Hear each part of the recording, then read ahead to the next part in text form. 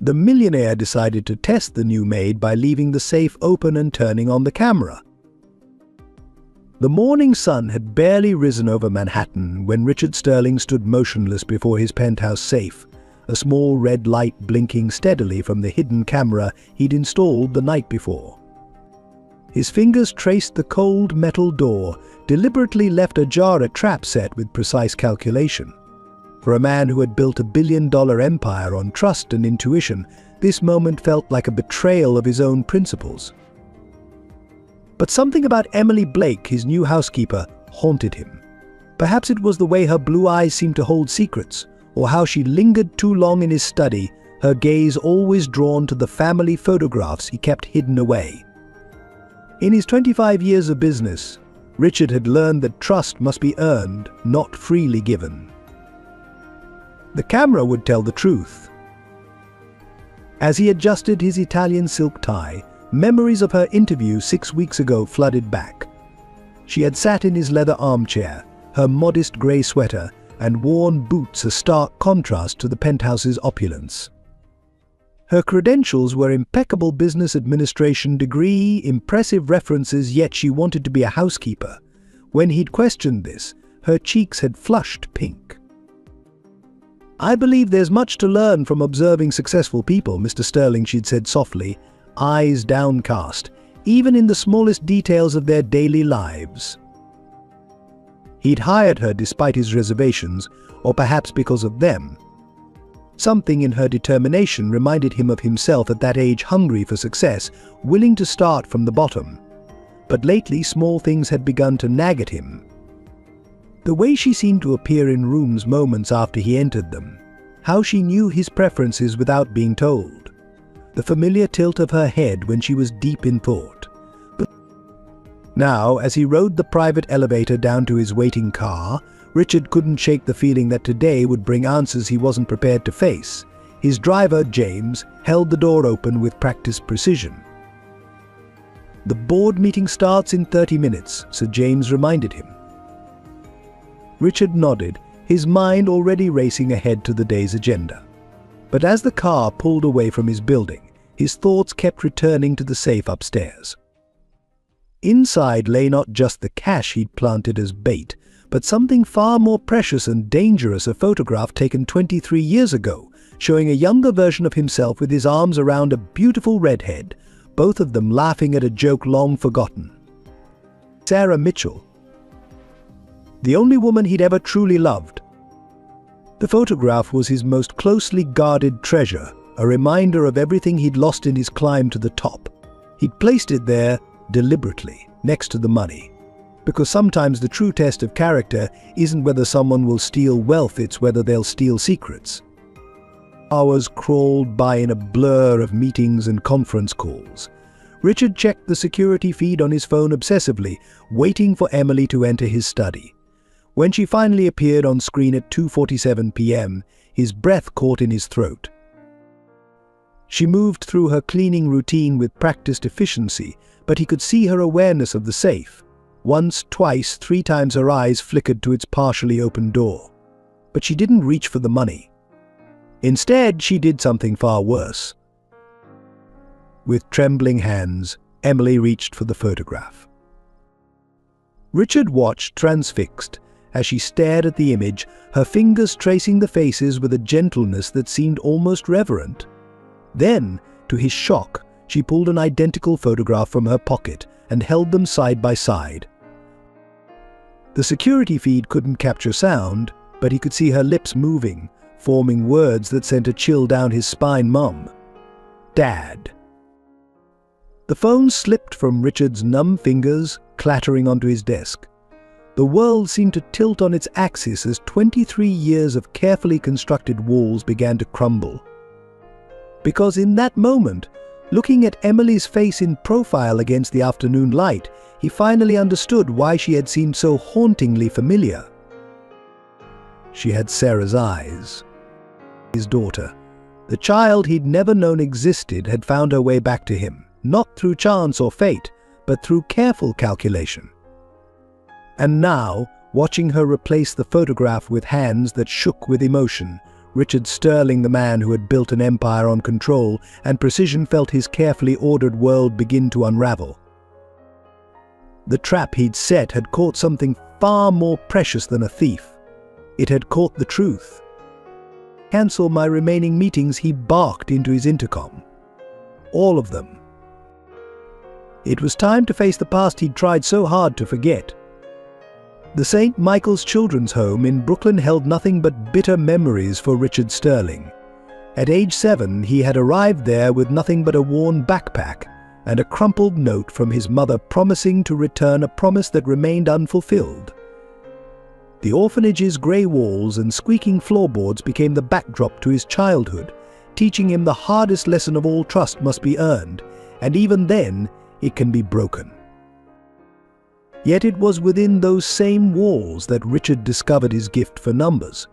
While other children played in the yard, he would sit by the window of the study hall, poring over discarded business magazines and newspapers, teaching himself about stocks, bonds, and market trends. Mrs. Henderson, the elderly mathematics teacher, recognized his potential and began leaving advanced textbooks on his bed. "You have a mind for business," Richard, she'd tell him, her kind eyes crinkling behind wire-rimmed glasses. "But don't let it harden your heart." At 16, Richard worked 3 jobs while attending high school: janitor in the morning, grocery store clerk in the afternoon, and dishwasher at night. Every penny was meticulously saved, every opportunity for overtime seized. His classmates mocked his worn clothes and tired eyes, but Richard barely noticed. He was too busy studying, planning, calculating his way out of poverty. His break came during his senior year when he overheard 2 customers at the grocery store discussing a failing local business. That night, Richard withdrew his entire savings, $2,732, and bought penny stocks in the company. 3 months later, when the business was acquired by a larger corporation, his investment multiplied tenfold. It was his first taste of real success, and it was intoxicating. Columbia University offered him a partial scholarship, but it wasn't enough. Undeterred, Richard worked as a night security guard, studying between rounds and surviving on vending machine coffee. His professors noticed his drive, his uncanny ability to predict market trends. By his junior year, he was managing small investment portfolios for several of them. After graduation, while his peers sought entry-level positions at established firms, Richard took a risk. He rented a tiny office in a run-down building, using his last dollars to print business cards declaring him the founder of Sterling Investments. His first clients were small business owners, people who recognized in him the same hunger for success they once had. Richard worked 18-hour days, sleeping on an old couch in his office. He learned to read people as well as he read market reports, to sense weakness in a company before it appeared on paper. His reputation grew steadily, the young investor with the Midas touch. When the market crashed in '87, while other firms panicked, Richard remained calm, having quietly moved his clients' investments to safer harbors months before. By 30, Richard had moved his company to a prestigious address on Wall Street. Sterling Investments became Sterling International, then Sterling Global. Each success drove him harder, each achievement pushing him to reach higher. The orphan boy who once counted pennies now counted billions, his name whispered in boardrooms across the world. But success came at a price. The higher Richard climbed, the more isolated he became. Trust, that fragile commodity he'd learned to guard so carefully in the orphanage, became even rarer. Every relationship was analyzed for ulterior motives. Every friendship weighed for its strategic value. The walls he'd built to protect himself became a fortress, keeping others out as effectively as they kept him in. In rare moments of honesty, usually late at night in his penthouse office, Richard would admit that something was missing. His wealth could buy anything, but it couldn't fill the void left by years of loneliness. The photograph he kept hidden in his safe, the one of him and Sarah, was a reminder of the one time he'd let those walls down, the one time he'd risked everything for love, and lost. Now, at 45, Richard Sterling had everything he'd ever dreamed of as that lonely boy in the orphanage. His company employed thousands, his charitable foundation provided scholarships to underprivileged children, and his name was synonymous with success. Yet each night he returned to an empty penthouse, his only companion the memory of what might have been. The hospital bracelet remained in Sarah Mitchell's jewelry box, a faded reminder of the day that changed everything. Mitchell Sarah, twin delivery, one baby had survived Emily. The other, a daughter she'd named Grace, lived for only 6 hours. Sarah never told anyone about her lost child, carrying the weight of that grief alone, just as she carried everything else. When Sarah discovered she was pregnant with twins, Richard had already been gone for 2 months. Her attempts to reach him were met with disconnected numbers and returned letters. The final blow came in the form of a message supposedly from Richard saying he had found someone else. Her sister Rachel's involvement in that deception wouldn't come to light for decades. The prestigious Mitchell family name meant nothing when Sarah refused to give up her babies. "You're throwing your life away," her father had thundered, tearing up the trust fund papers before her eyes. "Either terminate this pregnancy and return to your senses, or you're no longer my daughter." Sarah had walked out of the family mansion that day, 7 weeks pregnant, with nothing but her nursing degree and an unwavering determination to protect her unborn children. She found work at a small clinic in Queens, taking extra night shifts to save money for the baby's arrival. The tiny studio apartment she rented barely fit a bed and a crib, but Sarah transformed it into a home, painting the walls herself and finding second-hand furniture at garage sales. Each evening, she would talk to her unborn daughters, promising them a life filled with love, if not luxury. The day of the twins' birth began with hope and ended in heartbreak. Emily was born strong with powerful lungs and bright eyes, but Grace was smaller, frailer. The doctors worked for hours but couldn't save her. Sarah held her tiny daughter as she took her last breath, memorizing every perfect feature, every precious moment. Later, alone in her hospital room, she made a silent vow to give Emily enough love for 2. The years that followed tested that promise severely. Sarah worked multiple jobs, nursing during the day, waitressing at night, while taking online classes to advance her medical knowledge. She learned to survive on 4 hours of sleep, to stretch $1 until it screamed, to be both mother and father to her growing daughter. The engagement ring she'd once worn with such pride was sold to pay for Emily's first semester of preschool. But Sarah never let Emily see her cry. Instead, she created adventures out of their poverty. When they couldn't afford the zoo, they'd visit the pet store, making up stories about each animal. During power outages, when the electricity bill went unpaid, they'd have camping nights, telling stories by flashlight. Christmas gifts were few but carefully chosen, each one wrapped in paper Sarah saved from her hospital shifts. The hardest moments were when Emily asked about her father. Sarah refused to speak ill of Richard, even as her heart ached with his absence. "Your father is a good man who had big dreams," she would say, showing Emily the one photograph she'd kept. Sometimes dreams take people far away. She didn't mention her own dreams, carefully packed away like the baby clothes she couldn't bear to discard. Years passed, and Sarah built a respectable career as a nurse practitioner. She moved them to a small house with a tiny garden where Emily could have her own room. But success couldn't erase the past. Each time she saw Richard's face in the business news, and he appeared there, often her heart would clench with memories of what they'd shared, what they'd shared, what they'd lost. When Emily announced her plan to find Richard, Sarah felt fear and hope wage war in her chest. Fear of more pain, of old wounds reopened. Hope that perhaps, after all these years, the truth would finally come to light. But she kept another secret, the persistent cough that wouldn't go away, the worrying test results hidden in her desk drawer. Sarah had fought alone for so long she couldn't bear to burden her daughter now, not when Emily was finally so close to finding her father. Emily Blake grew up watching her father's success from afar, his face appearing regularly in business magazines that she secretly collected under her mattress. Each new article was carefully clipped and added to her growing collection, creating a paper trail of the father she'd never known. At school, she would sometimes write Emily Sterling in the margins of her notebooks, then hastily erase it before anyone could see. The other children weren't always kind. Birthday parties were the worst, watching fathers swing their daughters around, or hearing her classmates complain about their dads being too strict.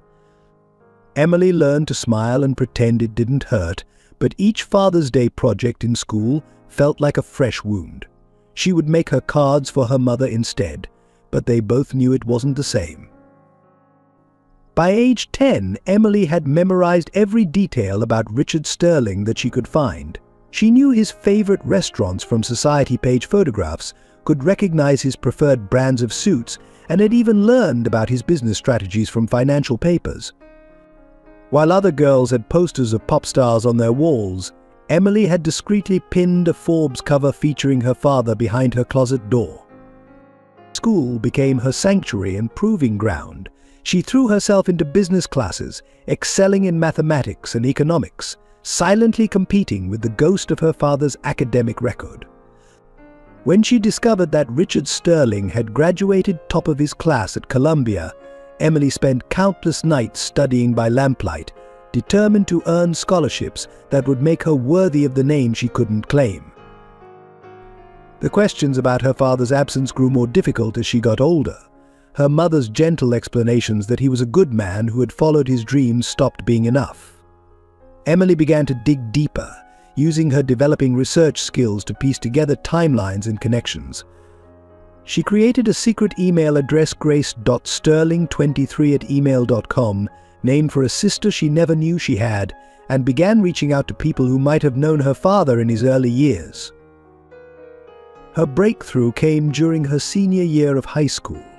While volunteering at a local business archive for extra credit, she discovered an old photograph tucked inside a company prospectus. It showed her father at a charity gala, but what caught her eye was his expression as he looked at an empty chair beside him, a moment of unguarded loneliness that matched what she felt inside. That's when her plan began to take shape. Emily applied to every business school that offered connection to Sterling Global's recruitment programs. She studied articles about Richard's management style, learned about his preferences and habits, and began crafting a persona that would appeal to him as an employer while concealing their connection. The decision to apply as a housekeeper rather than a business intern was strategic. Emily knew she couldn't risk being placed in some distant department. She needed direct access to understand the man behind the empire. Every detail was carefully planned, from her modest wardrobe to her slightly nervous demeanor in the interview. But nothing had prepared her for the reality of being in his presence. The first time she stood in his penthouse office, dusting shelves lined with awards and achievements, her hands trembled so badly she nearly dropped a crystal plaque. Here was the life she might have shared, the father she might have known, all preserved behind glass and polished metal. Each day brought new discoveries: his preference for Earl Grey tea in the morning, the way he unconsciously hummed while reading reports, how he always straightened pictures on the walls as he passed them. Small details that humanized the legend, making him more achingly real and her deception more difficult to maintain. At night, Emily would return to her small apartment and add new observations to her journal, trying to reconcile the lonely billionaire she served with the father she had imagined throughout her childhood. The truth she was learning was far more complex than any story she had created in her mind. But Rachel Turner had always lived in her sister Sarah's shadow. While Sarah was the golden child, beautiful, accomplished, beloved by their parents, Rachel was the afterthought, the darker, quieter sister who could never quite measure up. Their childhood home, a mansion in Connecticut, held different memories for each of them. For Sarah, it was a place of warmth and encouragement. For Rachel, it was a museum of her own inadequacies. The trauma began when Rachel was 12. Their mother's new husband, Charles, showed a particular interest in the younger sister, cornering her in empty rooms, leaving lingering touches that made her skin crawl. When Rachel finally gathered the courage to tell her mother, she was accused of seeking attention, of trying to ruin her mother's happiness. Sarah, away at college, never knew about these dark moments that shaped her sister's psyche.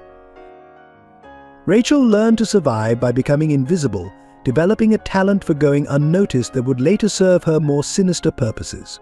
She watched as Sarah flourished, earning her nursing degree, falling in love with the ambitious Richard Sterling. Each of her sister's successes felt like another shadow cast over Rachel's existence. But it was Sarah's pregnancy that finally broke something inside her. The day Rachel overheard Sarah practicing how to tell Richard about the baby, something snapped. She saw her chance to finally take something from her perfect sister. Using skills honed through years of staying unnoticed, Rachel intercepted Richard's calls, deleted messages, and finally sent the devastating text that would separate the lovers forever. The satisfaction she felt watching her sister's world crumble was both intoxicating and horrifying. But victory turned bitter quickly. Rachel couldn't escape the guilt that followed, watching her sister struggle alone through pregnancy and loss. When one of the twins died, Rachel's conscience began to torment her. She started drinking heavily, trying to drown out the voice that whispered she was becoming the monster she'd always feared. Her own marriage to Thomas Turner was a desperate attempt at normalcy. Their son, Michael, became her chance at redemption, but the weight of her secrets poisoned everything. Thomas couldn't understand her sudden mood swings, her paranoid fear that someone would take Michael away as punishment for her sins. The marriage crumbled within 5 years, leaving Rachel alone with her guilt and her young son. They moved frequently, Rachel always looking over her shoulder, convinced that her past would catch up with her. She changed jobs constantly: teacher, librarian, bookkeeper, never staying long enough to form connections. Michael grew up watching his mother jump at shadows, learning to tiptoe around her darker moods. The newspapers chronicling Richard Sterling's success became both her penance and her obsession. Each article about his achievements was a reminder of what she had destroyed. She kept a box of clippings hidden in her closet, alongside the phone she had used to send that fateful message, her own twisted museum of regret. When Michael was 12, the same age she had been when her own trauma began, Rachel had a breakdown. The parallels between her son's age and her past became too much to bear. She checked herself into a psychiatric facility, leaving Michael with his father. During those 3 months of therapy, Rachel began to understand the depth of her own damage, how childhood trauma had warped her perception of love and family. After her release, Rachel tried to rebuild her life. She settled in a small town, took a job at the local library, and started attending therapy regularly. But the guilt remained, growing heavier each year. She kept tabs on her sister and niece from afar, sending anonymous gifts on Emily's birthdays, small attempts at atonement that did nothing to ease her conscience. Now, as Emily's search for her father threatened to unravel everything, Rachel found herself facing the consequences of her actions. The carefully constructed walls of her new life were beginning to crack, revealing the darkness she had tried so hard to contain. Her only hope for redemption lay in the truth she had never been brave enough to tell. Emily Blake stood before the mirror in her modest studio apartment, methodically transforming herself into someone else. The expensive thrift store sweater, carefully chosen to look worn but well-made, hung loosely on her frame. She had spent weeks practicing her posture, training herself to appear smaller, less confident, the kind of person who wouldn't threaten a man like Richard Sterling. Her research had been exhaustive. 3 months of working as an unpaid intern at Sterling Global's competitor had given her insights into the corporate culture. She had tracked down former housekeepers, carefully extracting information about Richard's habits, preferences, and daily routines. Each detail was meticulously recorded in a leather-bound notebook: how he liked his coffee black, no sugar, which newspapers he read first, Wall Street Journal, then Financial Times, even which side of the bed he slept on left. The interview process had been grueling. Sterling Global's HR department ran extensive background checks on all employees, especially those with direct access to Richard.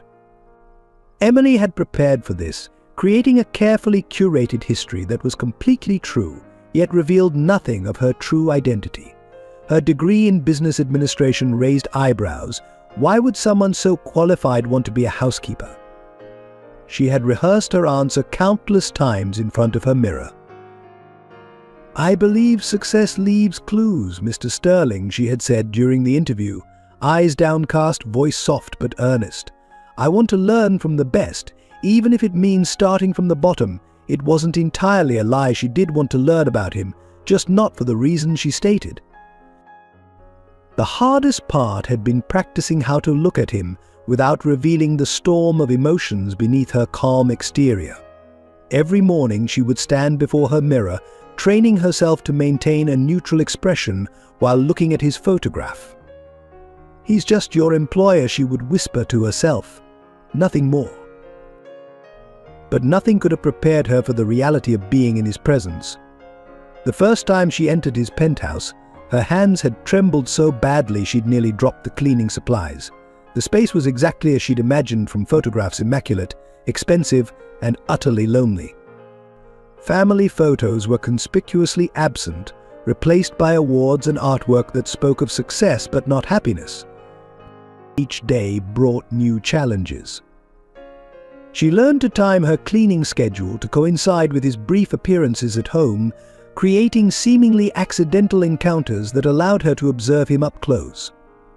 She noticed things the magazines never mentioned: how he absently straightened pictures as he passed them, the way his shoulders tensed when taking calls from his board members, his habit of staring out the window when he thought no one was watching.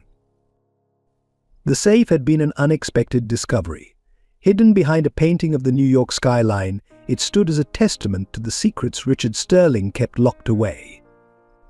Emily had noticed him accessing it late one night when he thought she'd left, catching a glimpse of something that made her heart stop: a photograph, identical to the one her mother had kept all these years.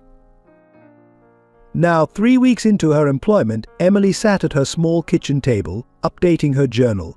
The pages were filled with observations, questions, and theories about the man who had unknowingly shaped her entire life.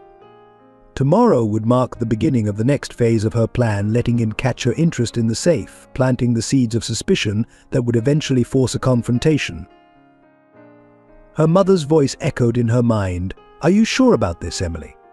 Some truths might be better left uncovered, but Emily couldn't stop now. She had spent too many years wondering, too many nights staring at newspaper clippings, trying to understand why her father had abandoned them before she was even born. The truth, whatever it was, had to be better than the uncertainty that had haunted her entire life. She touched the locket around her neck, the one containing tiny photographs of her mother and her lost twin sister. Grace's death had been one more secret, one more weight for their family to bear. Emily was determined that there would be no more secrets, no more hidden truths. As she prepared for bed that night, Emily looked one last time at her reflection. Tomorrow would set in motion events that could not be undone. She would either gain the father she had always longed for, or lose even the hope of him forever. Either way, the carefully constructed facade of Emily Blake, the quiet housekeeper, would begin to crack, revealing the truth beneath. The box had remained sealed for 23 years, tucked away in the attic of Sarah Mitchell's modest home. On this rainy Tuesday evening, as Emily slept unaware in her apartment across town, Sarah finally found the courage to open it. Inside lay the physical remnants of the most painful chapter of her life: 2 identical pink baby blankets, each embroidered with a name: Emily and Grace. The hospital documents told a clinical story: Twin A, born 6:42 p.m., healthy. Twin B, born 6:47 p.m., severe respiratory complications. What they couldn't capture was the sound of Sarah's world shattering as she watched doctors fight for 5 hours to save her smaller daughter. Grace had fought hard, her tiny fingers gripping Sarah's pinky with surprising strength, but by midnight she was gone. Sarah lifted the smaller blanket to her face, inhaling deeply. After all these years, she imagined she could still detect the faintest scent of baby powder and hospital antiseptic. Grace had been wrapped in this blanket for the brief hours of her life and for the final moment when Sarah had to say goodbye. The truth about the twins was a secret Sarah had guarded fiercely. Her parents, who had disowned her during the pregnancy, never knew they had lost a granddaughter. Richard, already gone by then, remained unaware he had fathered twins. Even Emily, who grew up surrounded by love, didn't know about her sister. Sarah had convinced herself she was protecting her surviving daughter from unnecessary pain. But the weight of this secret had grown heavier over the years. Sarah saw Grace in every milestone Emily reached alone, first steps that should have been taken in tandem, birthday cakes that should have held 2 sets of candles, school plays that should have starred 2 identical faces. Sometimes, in quiet moments, Sarah would imagine the conversations her daughters might have shared, the special language twins often developed, the unbreakable bond they should have had. Beneath the blankets lay a silver locket, a gift from the hospital's grief counselor. Inside were 2 tiny photographs: Emily as a newborn, pink and crying, full of life and grace, peaceful in eternal sleep, perfect in her stillness. Sarah had worn it every day for a year after the loss, then tucked it away when the pain became too much to bear. The medical records were next, their pages yellow with age. Sarah's hands trembled as she read through them again. The doctors had tried everything to save Grace, but her lungs had been underdeveloped, a common complication in twins. What wasn't common was how it had affected only one baby, leaving Emily healthy while her sister struggled for every breath. A small diary, its pages crinkled from dried tears, contained Sarah's raw thoughts from those early days. "How do I tell Emily about her sister when she's older?" one entry read. "How do I explain that part of her is missing, that somewhere in her heart she might feel an emptiness she can't understand?" At the bottom of the box lay the hardest reminder, a birth certificate for Grace Elizabeth Mitchell, never filed, the space for father's name left blank. Sarah had filled it out in the hospital, hopeful that Grace would survive, that somehow Richard would return, that their family would be complete. Now it served as a testament to all that was lost. Sarah closed the box gently, her decision made. It was time for the truth to emerge.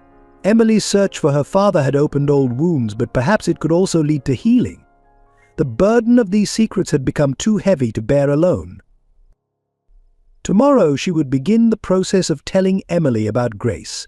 Her daughter deserved to know about the sister who had shared those first precious months of existence, whose brief life had left an indelible mark on their family. It wouldn't be easy, such truths never were, but Sarah was tired of the walls of silence she had built around their loss.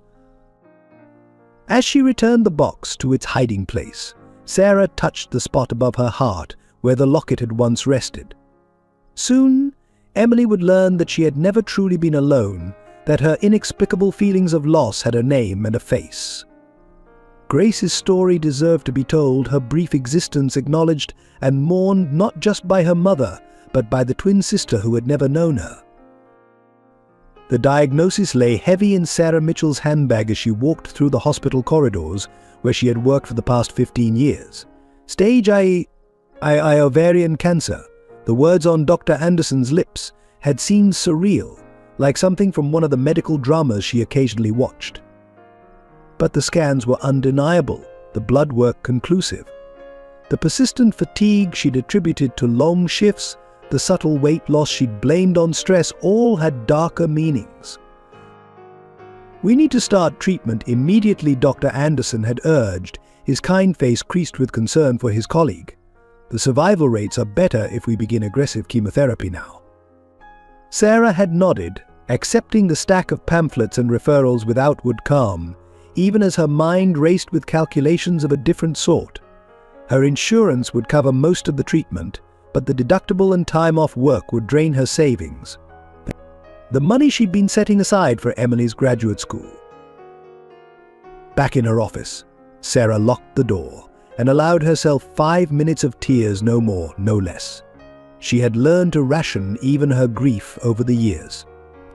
Through the window, she could see the hospital's rose garden where she often ate lunch, where she had first noticed the abdominal pain she'd ignored for too long. Now every moment felt precious, weighted with decisions and consequences. Emily's graduation was in 3 months.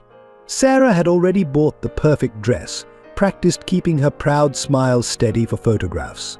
Her daughter was finally on the verge of meeting her father, of understanding her own history. To burden her now with this diagnosis would derail everything Emily had worked so hard to achieve. The treatment schedule laid out before her told its own story: weekly chemotherapy sessions, possible surgery, months of recovery. Dr. Anderson wanted to begin next week. Sarah picked up her pen, began making notes in her precise nurse's handwriting.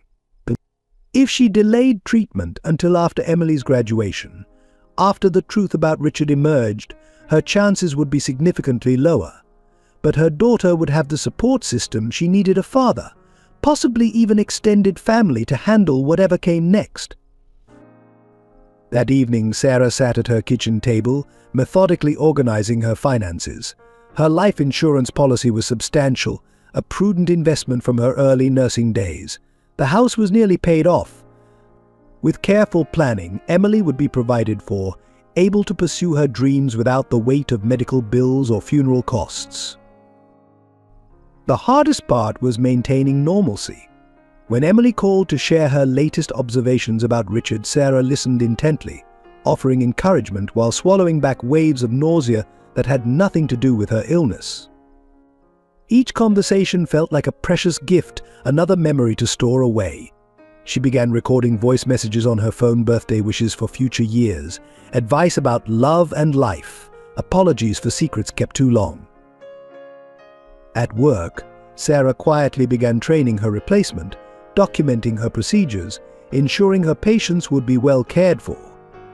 She updated her will, wrote letters to be delivered later, organized photo albums with detailed annotations. Every action was a preparation, a final act of motherly protection. The symptoms became harder to hide. Sarah learned to time her medication around Emily's visits, to apply makeup that disguised her pallor, to wear layers that concealed her dropping weight. When Emily commented that she looked tired, Sarah blamed extra shifts at the hospital, not entirely a lie, as she had been picking up additional hours to pad her daughter's inheritance. One night, unable to sleep through the pain, Sarah found herself in Emily's old bedroom. The walls still held remnants of her daughter's childhood honor roll certificates, dance recital photos, a height chart marked with yearly measurements.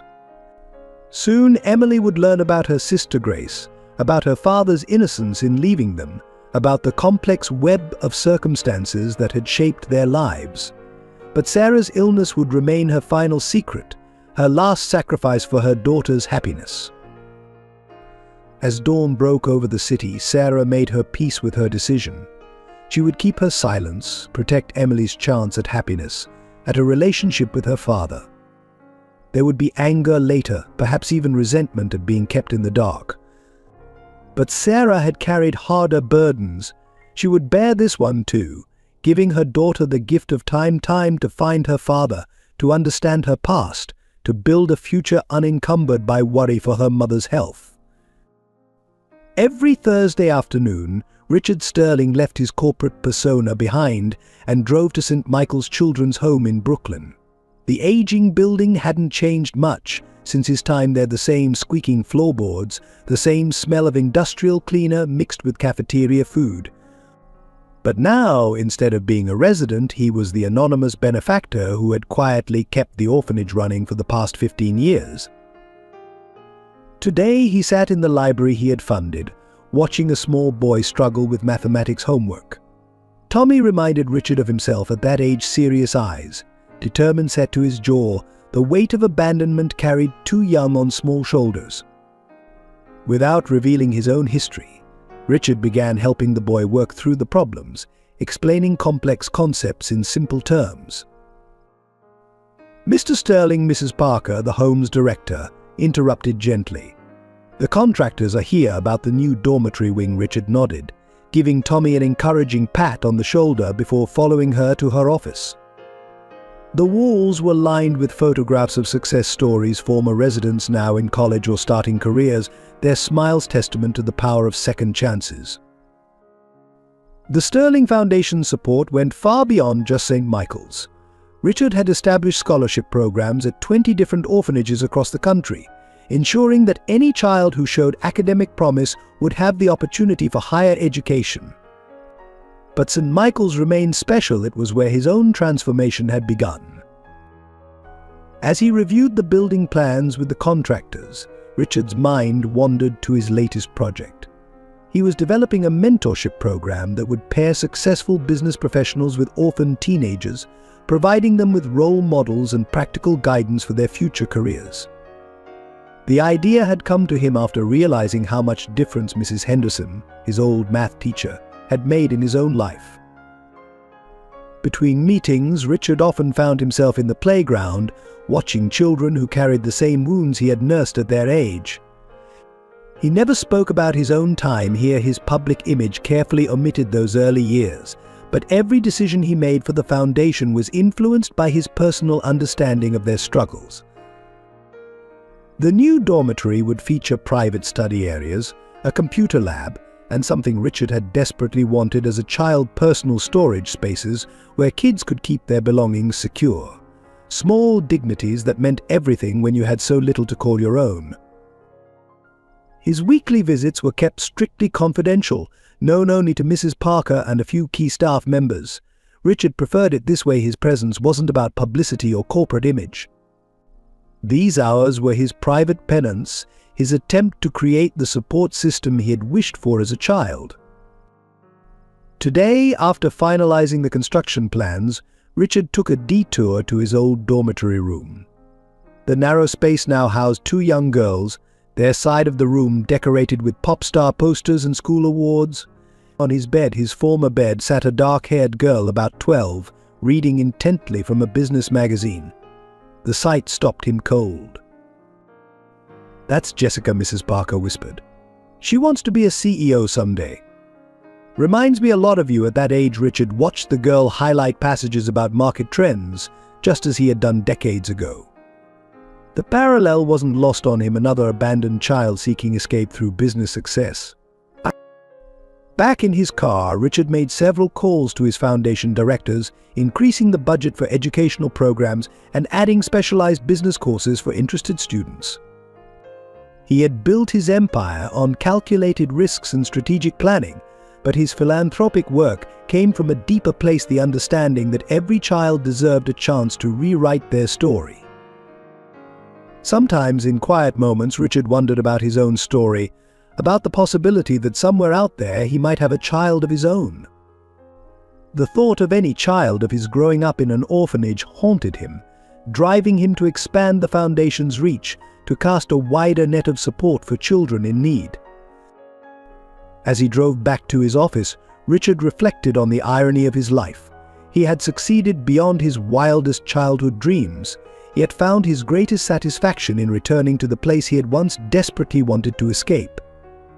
His work with the orphanage didn't erase the loneliness of his penthouse or fill the void left by Sarah's absence, but it gave purpose to his success, meaning to the empire he had built. Richard Sterling's hands shook as he replayed the security footage for the third time. On the screen, Emily stood in his study, holding two identical photographs side by side, one from his safe, one from her pocket. Her lips formed words that shattered his world. "Mom, Dad." The coffee in his cup had long gone cold, forgotten in the shock of discovery.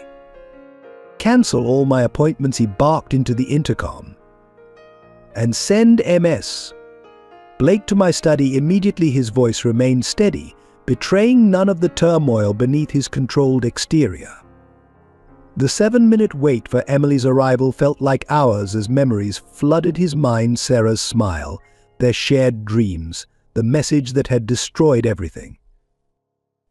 Emily entered with her usual quiet efficiency, but Richard now saw what he'd been blind to before. The way she held herself, Sarah's posture, those eyes his own, staring back at him with a mixture of fear and determination. How had he not seen it sooner?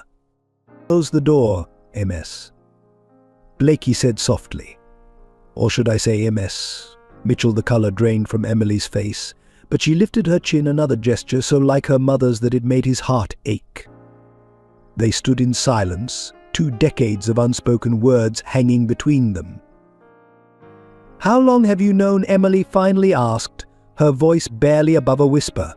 Richard moved to the safe, opened it with deliberate slowness, and removed the photograph she had examined earlier. "I had my suspicions," he admitted. But this moment he gestured to the security monitor where the footage was paused, confirmed everything. "Why the deception, Emily? Why not just come to me directly?" Emily's carefully constructed composure cracked. "Come to you? Like my mother tried to, hundreds of times? Like all those letters and calls you ignored?" Her voice rose with years of pent-up anger. "You abandoned us before I was even born." Richard staggered as if struck. "What are you talking about?" "Your mother sent me a message saying she'd found someone else. She was the one who ended things." The confusion in his voice was genuine enough to give Emily pause. "That's not possible," she said, but uncertainty had crept into her tone. "Mom tried desperately to reach you. She needed to tell you about." She stopped abruptly, something like panic flashing across her face. "Tell me what?" Richard demanded, stepping closer. "Emily, tell me what?" Tears filled her eyes. "About me. About us. About Grace." The last word came out as barely a whisper, heavy with meaning he couldn't understand. Grace, the name hung in the air between them. Emily reached for her locket, hands trembling as she opened it. Inside were 2 tiny photographs, newborn babies, identical in every way except. "My twin sister," Emily said, her voice breaking. "She lived for 6 hours. Mom never told anyone except me, and that was only recently. She tried to tell you, but you were gone. Your number was disconnected. You'd vanished." Richard sank into his chair, the weight of these revelations threatening to crush him. A daughter he'd never known existed, and another he'd never had the chance to know. The room spun as pieces of a 20-year-old puzzle began to shift and realign. "Someone interfered," he said slowly, decades of business instincts kicking in. "Someone intercepted our communications, manufactured that message." He looked up sharply. "Your mother's sister, Rachel. She never approved of our relationship." Emily nodded slowly. "Aunt Rachel disappeared years ago. Mom hasn't heard from her since I was a baby." She took a hesitant step forward. "Dad," the word hung between them, fragile and hopeful. Richard stood, crossing the distance between them in 2 strides. For a moment they stood awkwardly, years of absence creating an invisible barrier. Then Emily's composure crumbled completely, and she fell into her father's arms, sobbing like the little girl she'd never been allowed to be with him. "I'm so sorry," Richard whispered into her hair, his own tears falling freely. "If I had known." "God, Emily, if I had known." They clung to each other, neither willing to let go first, as if afraid the other might disappear. When they finally separated, Richard held her at arm's length, drinking in every detail of her face. "You look so much like your mother," he said softly. But those eyes, he smiled through his tears. "Those are definitely sterling eyes." Emily managed a watery laugh. "Mom always said I had your determination too. And your head for business." She gestured to the business administration degree hanging on his wall. "I graduated top of my class, just like you." Pride swelled in Richard's chest, followed immediately by crushing regret for all the moments he'd missed. But before he could speak, Emily's expression turned serious again. "Dad," she said urgently, "we need to talk about Mom. There's something you need to know." The evening sun cast long shadows across Richard Sterling's penthouse as he paced nervously, waiting for Sarah's arrival. Emily had gone to bring her mother, insisting that 23 years of separation needed to end tonight. His tie felt too tight, his usually immaculate office suddenly seeming cold and impersonal through Sarah's imagined eyes. The elevator's soft chime made his heart stop. Footsteps approached Emily's familiar tread, and another, lighter step that awakened memories he'd buried decades ago. The door opened, and there she was. Sarah Mitchell stood framed in the doorway, time having touched her gently. Her red hair now held strands of silver, but her blue eyes were just as bright, just as capable of seeing straight through his carefully constructed walls. "Hello, Richard," she said softly. The voice that had haunted his dreams for 23 years. He tried to speak, but words failed him. Sarah looked around the office, taking in the evidence of his success awards, photographs of business triumphs, newspaper headlines celebrating Sterling Global's achievements. "You've done well for yourself." Sarah, he stopped, noticed how she seemed to sway slightly. Emily quickly guided her mother to a chair, hovering protectively. Something in their interaction set off warning bells in Richard's mind. "Are you all right?" "I'm fine," Sarah answered too quickly, but her complexion was pale, almost waxy. Emily shot her mother a worried look that spoke volumes. "We have more important things to discuss." "Mom," Emily pleaded, "he needs to know." Richard moved closer, really looking at Sarah now. The expensive blouse hung loosely on her frame, dark circles beneath her eyes poorly concealed by makeup. His stomach clenched with sudden fear. Know what? Sarah met his gaze steadily, the same quiet strength he'd fallen in love with all those years ago. "It's not important right now. What's important is understanding what happened. Why you never came back." "I received a message," Richard said, his voice hoarse with emotion, "saying you'd found someone else. That you didn't want me to contact you again." Sarah's sharp intake of breath told him this was news to her. "Your number was disconnected. When I went to your apartment, you'd moved, I thought." "I called you every day," Sarah whispered, tears gathering in her eyes. "For weeks. Months." "The pregnancy was difficult, twins," her voice broke. "I wanted so desperately to tell you about our daughters, but you'd vanished."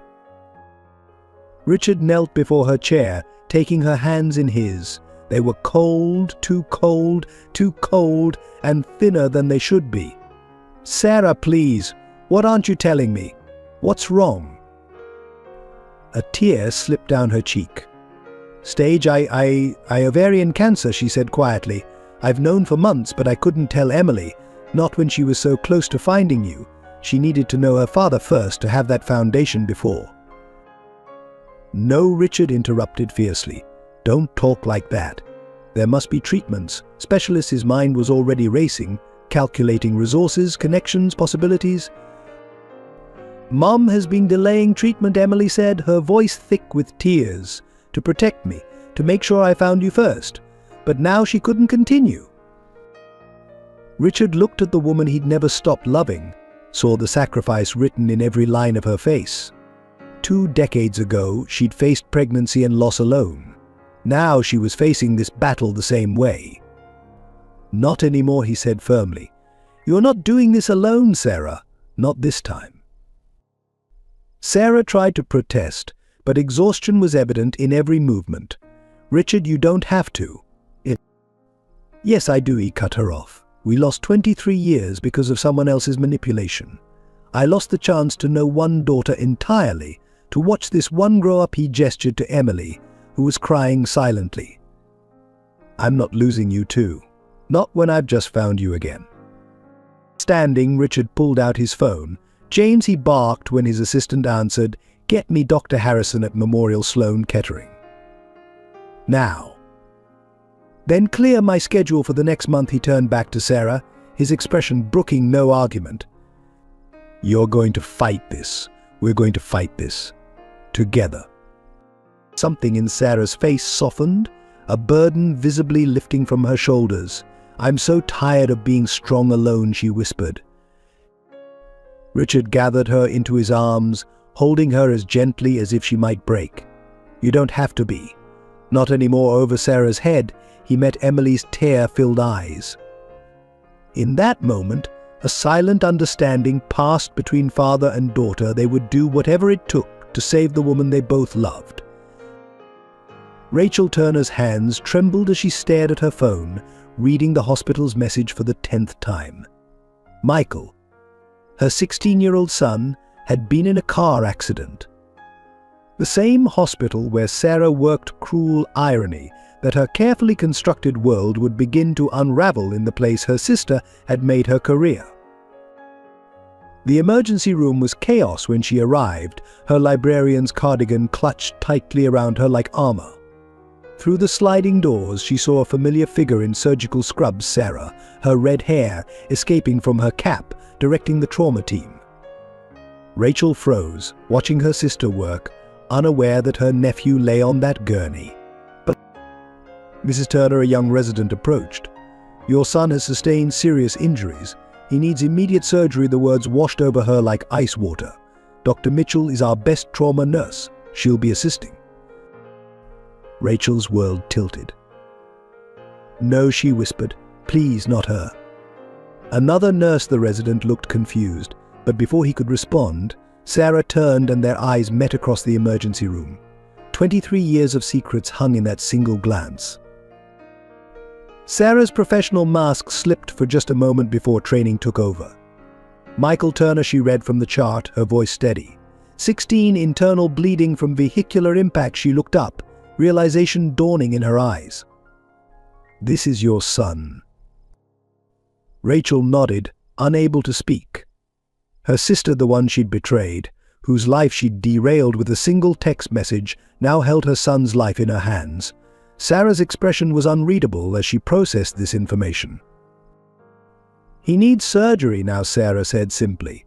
"I'm the most experienced trauma nurse on duty. Whatever is between us doesn't matter. Michael is what matters." The professional distance in her voice was worse than anger would have been. Hours passed in the waiting room, each minute an eternity of regret. Rachel thought of the message she'd sent all those years ago, destroying her sister's happiness out of jealousy and pain. Now fate had brought her here, dependent on Sarah's skill and dedication to save her only child. Richard Sterling arrived sometime during the third hour, his commanding presence drawing every eye in the waiting room. Rachel shrank into her chair, but he walked straight to her. "Sarah called me," he said simply, sitting beside her. "She thought you might need someone here." The kindness in his voice broke something in Rachel. "I'm so sorry," she whispered, tears falling freely. "The message. It was me. I sent it. I made you believe Sarah had found someone else. I destroyed everything because I couldn't bear to see her happy when my own life was so dark." Richard was silent for a long moment. "I know," he finally said. "We figured it out. Sarah, she's fighting cancer now. Did you know that Rachel's sharp intake of breath was answer enough? She delayed treatment to help Emily find me, to repair what your actions broke." Shame crashed over Rachel in waves. "I never meant. I was so young, so angry. Our stepfather," she stopped, decades of buried trauma threatening to surface. "I wanted someone else to hurt like I was hurting. And now your son is in there, and Sarah is fighting to save him," Richard said quietly. "Despite everything you did, she's still being the big sister who protects you." The surgery lasted 6 more hours. When Sarah finally emerged, her scrubs spattered with blood, exhaustion evident in every line of her body, Rachel stood on shaking legs. "Michael," she whispered. "He's stable," Sarah said. "The internal bleeding was severe, but we managed to repair the damage. He's young and strong. He'll recover." She swayed slightly, and Richard stepped forward to steady her. "Sarah," Rachel began, but her sister held up a hand. "Not now," Sarah said firmly. "Get some rest. Be there when Michael wakes up. We'll talk later." She turned to leave, then paused. "He has your eyes, Rachel, but he has Mum's smile. The kind one, the one you used to have before everything went wrong." As Sarah walked away, supported by Richard, Rachel sank back into her chair. Her son would live, saved by the sister she had wronged so deeply. The weight of her guilt, carried for 23 years, felt suddenly unbearable. "She'll forgive you," Richard said quietly. "Not today, maybe not tomorrow, but she will. Sarah has always had more grace than any of us deserve." Rachel touched the worn Bible in her purse, the one she'd carried since leaving home at 18. Inside was a photograph of 2 young sisters, arms around each other, both smiling without shadows in their eyes. "I don't deserve forgiveness," she whispered. "None of us do," Richard replied. "That's what makes it Grace." The box slipped from Sarah's trembling hands, spilling its contents across the hospital room floor. She had brought it to show Richard, to finally share the full truth about their daughters, but her weakened state had betrayed her. As Richard knelt to help gather the scattered items, he froze, picking up a birth certificate he had never seen before. "Grace Elizabeth Sterling," he read aloud, his voice catching. The paper was worn, unfiled, bearing the same date as Emily's birth. His eyes moved to the tiny footprints stamped at the bottom, so similar to the ones in Emily's baby book, yet belonging to a different daughter, one he had never known. "She lived for 6 hours," Sarah said softly from her hospital bed, where she was recovering from her first round of chemotherapy. She was smaller than Emily, but she fought so hard. The doctors did everything they could. Her voice broke. Decades of solitary grief, finally finding release. Richard sat heavily in the chair beside her bed, still holding the birth certificate. "Why didn't you tell me sooner?" he asked, not accusingly but with deep sadness, when we found each other again. "I thought I was protecting Emily," Sarah admitted. "She had just found her father. I didn't want to burden her with the knowledge of the sister she lost, not when everything was so new and fragile." The door opened and Emily entered, stopping short at the sight of the scattered mementos. Her eyes locked on the small pink blanket emblazoned with "Grace, Mom," she whispered. "What is all this?" Sarah reached for her daughter's hand. "Sit down, sweetheart. There's something I need to show you." With trembling fingers, she opened the silver locket she had kept hidden for so many years. Inside were 2 tiny photographs of Emily as a newborn, and another baby, almost identical but smaller, more fragile. Emily stared at the images, her hand unconsciously rising to touch her own locket, the one containing the same photograph of herself. This was my sister," she asked, her voice barely audible. "My twin." "Your father didn't know," Sarah said quickly, seeing the shock and hurt in Emily's eyes. "I tried to tell him, but then everything happened with Rachel's interference, and he was gone. By the time Grace..." She couldn't continue. Richard moved to sit on the edge of Sarah's bed, creating a circle with his daughter and the woman he had never stopped loving. "Tell us about her," he said gently. "Tell us about our daughter." Sarah's eyes filled with tears as she began to speak. "She had your chin, Richard, just like Emily does. And when she gripped my finger, she had such strength for someone so tiny. The nurses said they'd never seen such a fighter." As Sarah spoke, Emily discovered a collection of letters in the box, letters she had never sent to Richard, each one detailing their daughter's development during the pregnancy. The joy of first hearing 2 heartbeats. The fear when one baby showed signs of struggling. The desperate hope that both would survive. "I feel like I've always known," Emily said suddenly. "There were times growing up when I felt incomplete, like part of me was missing. I used to think it was because I didn't have a father, but maybe..." She touched the photograph of her sister again. "Maybe I was missing her too." Richard pulled his daughter close, letting her cry against his shoulder. "Grace will always be part of our family," he said firmly. "We may not have known her in life, but we can honor her memory now.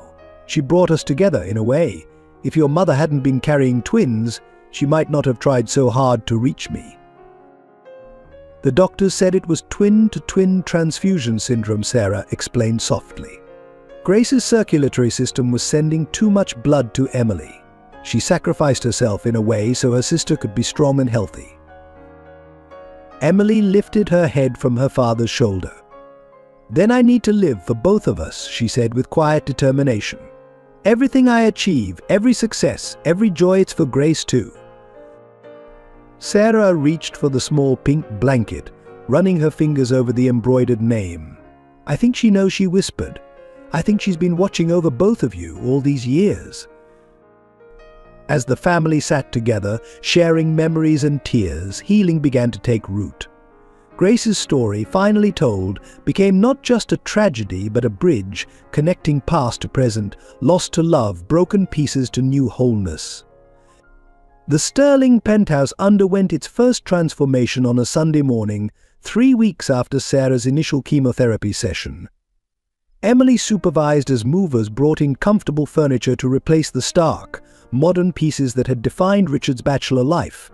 But Sarah, wrapped in a soft blanket on the newly arrived oversized couch, offered weak suggestions about color schemes and placement. "The medical equipment can go in the guest room," Richard directed. His usual commanding tone softened by concern as he watched Sarah's pale face.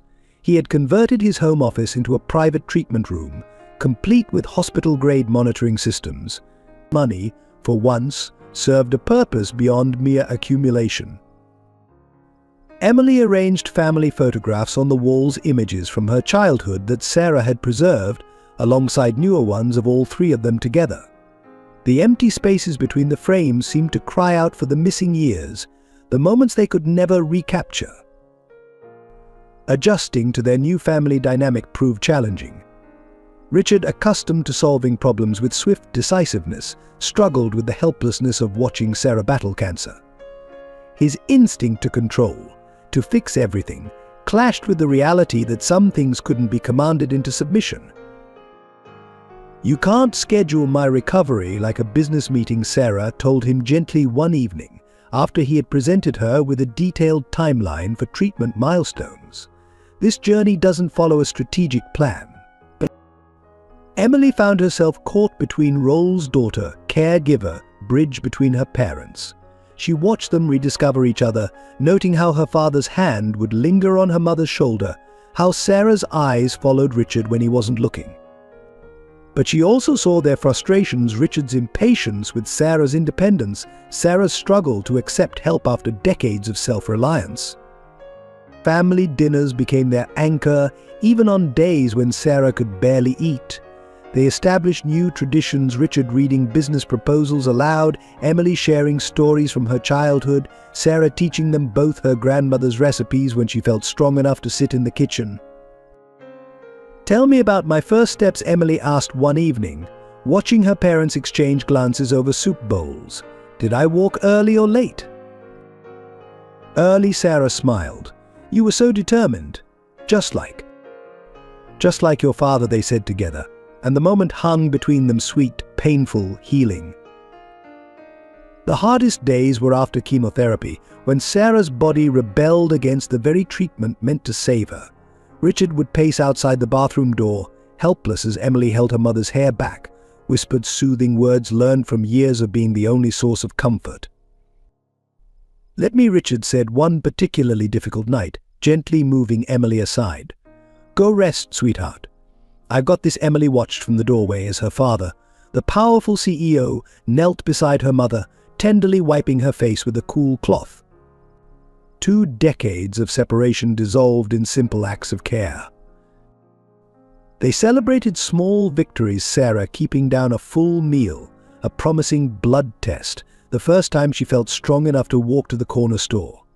Each triumph brought them closer, but also highlighted the fragility of their newfound unity. "I'm afraid," Emily confessed to her father late one night, finding him staring out at the city lights. "What if we don't have enough time? What if we lose her just when we're becoming a real family?" Richard pulled his daughter close, letting her cry against his expensive suit. "Then we make every moment count," he said firmly, "and we show her that the love she protected all these years was worth everything." They developed routines around Sarah's good days and bad days. Richard rearranged his entire corporate schedule, conducting meetings via video conference from home when Sarah needed him. Emily took a leave of absence from her job, though Sarah protested the sacrifice. "You've put your life on hold for me too many times," Sarah argued. "Both of you have your own paths to follow." "You are our path," Richard replied, his voice brooking no argument. "Everything else can wait." The penthouse slowly transformed from a showcase of success into a home filled with evidence of life. Emily's laptop and research papers spread across the dining table, Sarah's knitting basket beside her favorite chair, Richard's reading glasses left carelessly on kitchen counters. Family photos multiplied on walls and shelves, tracking their journey from broken pieces to growing wholeness. Yet shadows lingered. Grace's absence felt stronger now that they acknowledged her, an empty space at their table that could never be filled. Sarah kept her daughter's blanket close during treatments, drawing strength from the memory of another fighter.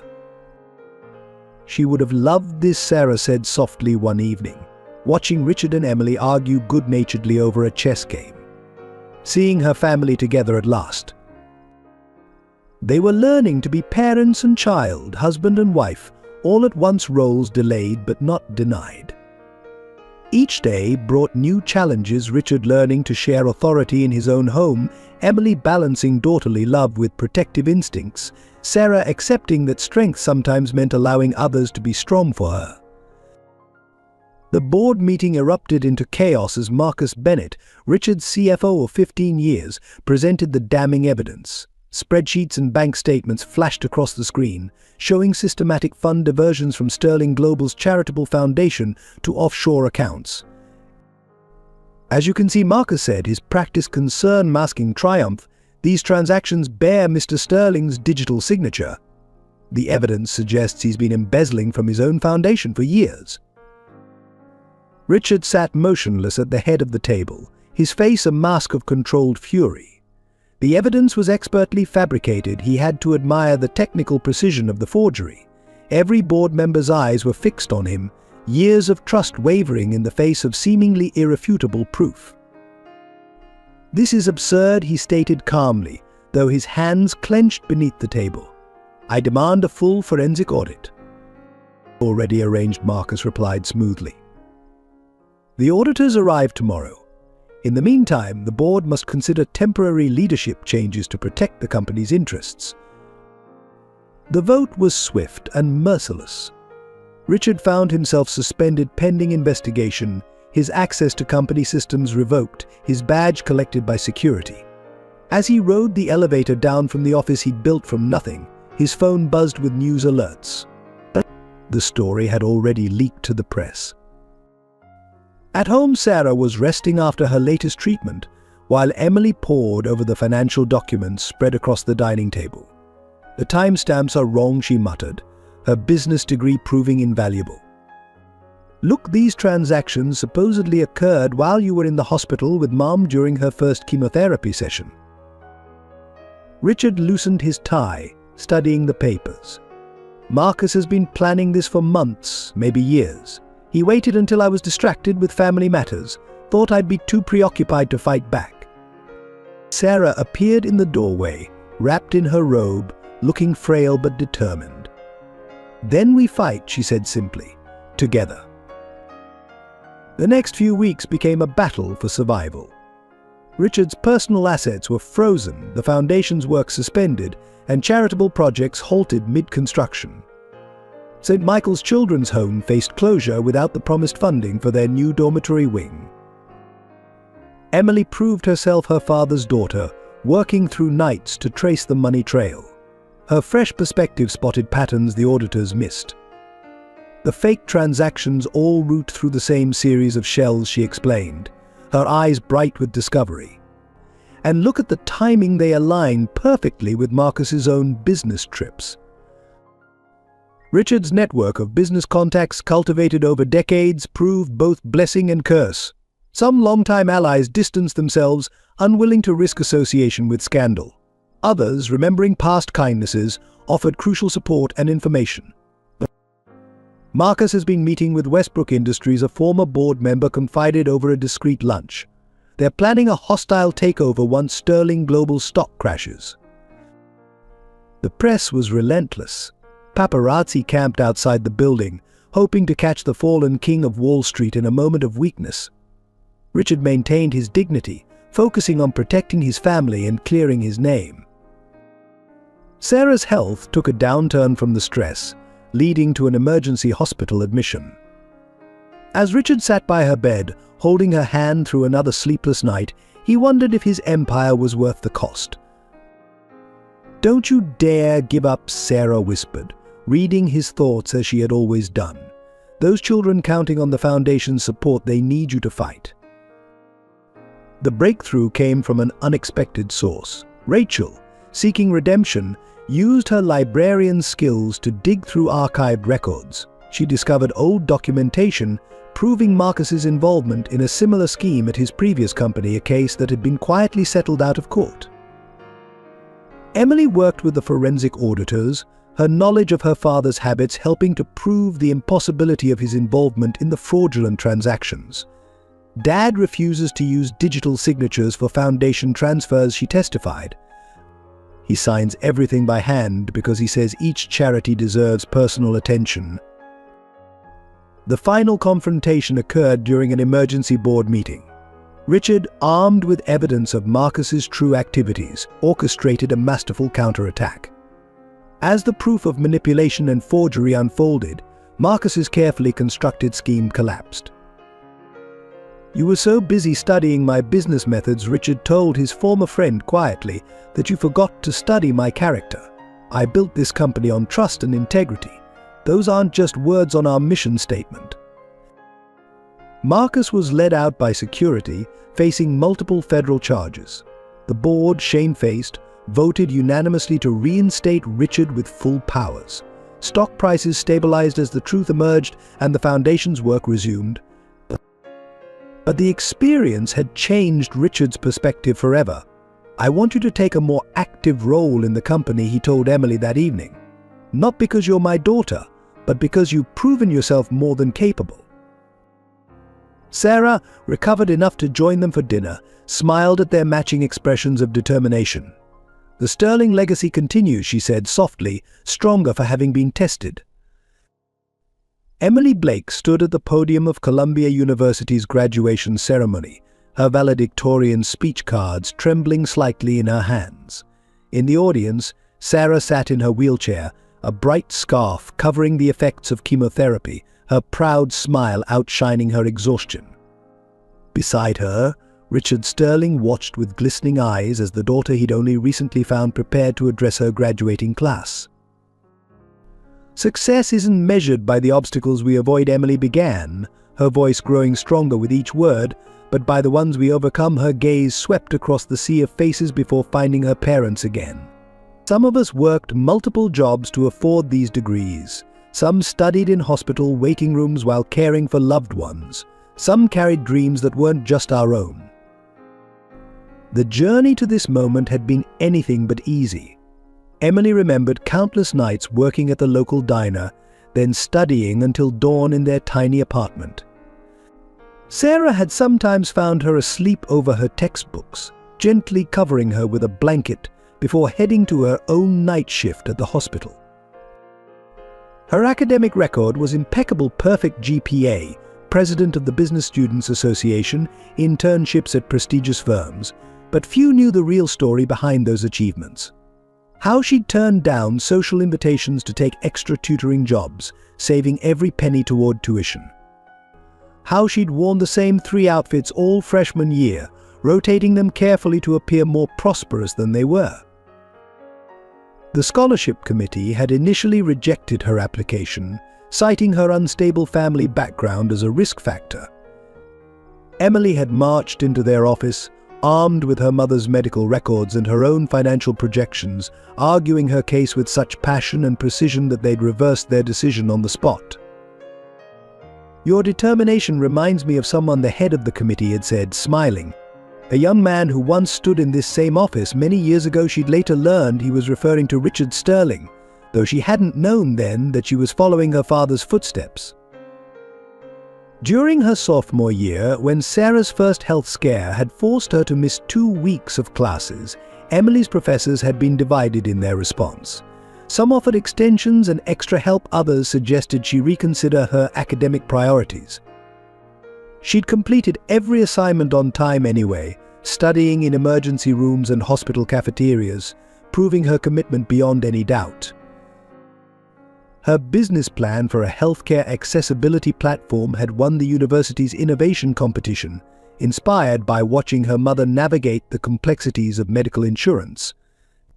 The prize money had paid for Sarah's first round of experimental treatments before Richard had re-entered their lives. Excellence isn't just about natural talent, Emily continued in her speech, her voice carrying across the hushed auditorium. It's about persistence, about getting up one more time than you fall, about believing in yourself when no one else does. Her fingers touched the locket containing Grace's picture, drawing strength from her silent sister. The internship at Sterling Global had been her most daring gambit, using her skills to infiltrate her father's world while maintaining her academic excellence. She'd worked triple shifts, classes in the morning, her role as Richard's housekeeper in the afternoon, and studying deep into the night. Her thesis on ethical corporate governance had earned special recognition, though few knew it was partially written during her mother's chemotherapy sessions. The irony wasn't lost on her when it later helped expose Marcus's attempted takeover of Sterling Global. We stand here today not as individuals, Emily's voice filled with emotion, but as the sum of every person who believed in us, who sacrificed for us, who taught us the true meaning of strength and perseverance. Her eyes met Sarah's, acknowledging the woman who had given everything to secure her daughter's future. Richard's face showed a complex mixture of pride and regret, pride in her achievements, regret for the struggles he hadn't been there to ease. But Emily's next words were meant for him too. It's never too late to complete our stories, to find missing pieces, to become who we were always meant to be. As she concluded her speech to thunderous applause, Emily felt a profound sense of completion. Her academic achievements weren't just letters on a transcript, they were proof that love could overcome any obstacle, that determination could bridge any gap, that excellence could be born from adversity. Later, at the small celebration in Richard's penthouse, Emily found herself surrounded by the tangible results of her dedication, her diploma, her job offer from Sterling Global's executive training program, and most importantly, her parents together, watching her with shared pride. The private investigator's file landed on Richard's desk with a heavy thud. Inside were 23 years of Rachel Turner's life, traced through towns and aliases, each move seemingly driven by an unseen terror. Sarah sat beside him, her hands steady despite her weakness, as they began to uncover the truth about her sister's disappearance. She never stayed anywhere longer than 2 years, Richard noted, spreading out a timeline of Rachel's movements. Always small towns, always small towns, always jobs that kept her invisible: library assistant, bookkeeper, school secretary. The pattern spoke of someone running, not just from them, but from something darker. Emily discovered the first breakthrough in a stack of old newspaper clippings. A domestic violence report from their childhood home, carefully worded to protect the family's reputation. "Mom," she called softly, "did you know about this?" Sarah's face went pale as she read the article, memories she'd tried to forget surfacing with painful clarity. "Our stepfather," Sarah whispered, her voice shaking. "Charles Mitchell. Rachel tried to tell me once, but I was away at college, focused on my own life. I didn't want to believe she couldn't continue, the weight of her unintended betrayal heavy in the air." The truth emerged piece by piece. Charles Mitchell had been a respected businessman, his abuse hidden behind closed doors and social status. Rachel, younger and more vulnerable, had borne the brunt of his attention. When she finally gathered the courage to speak up, their mother had chosen to believe her husband over her daughter. That's why she did it, Sarah realized, tears rolling down her cheeks. Why she separated Richard and me. She couldn't bear to see anyone happy. Not after what happened to her. The revelation brought understanding, but not absolution. The damage done was too deep, too far-reaching. Michael's accident had brought Rachel back into their orbit, but she remained elusive, visiting her son in the hospital only during off hours to avoid confrontation. It was during one of these visits that Emily finally cornered her aunt in the hospital cafeteria. "You owe us the whole truth," Emily said firmly, sliding into the seat across from Rachel. "Not just about the message you sent, but about everything. We need to understand." Rachel's hands trembled around her coffee cup, Some truths are too ugly, she whispered. Some shadows too dark to bring into the light. But the truth refused to stay buried. Richard's investigators uncovered court records, sealed by money and influence, detailing Rachel's attempts to seek justice, each complaint dismissed, each cry for help silenced by Charles Mitchell's connections and their mother's willful blindness. "He's still alive," Richard reported grimly one evening. "Living in Florida, remarried 3 times. Each wife younger than the last." The implication hung heavy in the air. The pattern of abuse likely hadn't ended with Rachel. Sarah's cancer treatments had to be postponed for a day when she learned that her mother had always known, and had chosen to protect her husband instead of her daughter. The betrayal was complete, extending beyond Rachel to encompass both sisters. "We have to find her," Sarah insisted, despite her weakened state. "Not just for the past, but for Michael. He deserves to know his mother's whole story, to understand what shaped her." The search led them to a small library in Vermont, where Rachel had worked for the past year. She was different from Sarah's memories, smaller somehow, as if years of carrying secrets had compressed her very being. When she saw them waiting in her office, she didn't run. "I knew you'd come eventually," she said quietly. "After Michael's accident, after everything came out, I knew it was time." The story she told left them stunned. Years of abuse, carefully documented but never acted upon. A system that protected the powerful at the expense of the vulnerable. A young girl's desperate attempts to be heard, to be believed, to be saved. "When I saw you with Richard," Rachel told Sarah, so happy, so loved, "something broke inside me. If I couldn't have safety and love, why should anyone else?" Her voice cracked. "I know now how wrong that was, how much damage I caused. But at the time, it felt like the only power I had." The envelope arrived at Richard's penthouse on a Tuesday morning, Rachel's precise handwriting addressing it to Sarah, Richard and Emily jointly. Inside was a thick bundle of papers, a confession 2 decades in the making. But it was the shorter note paper clipped to the front that made Sarah's blood run cold. "By the time you read this, I will have made things right. I'm sorry. Please take care of Michael."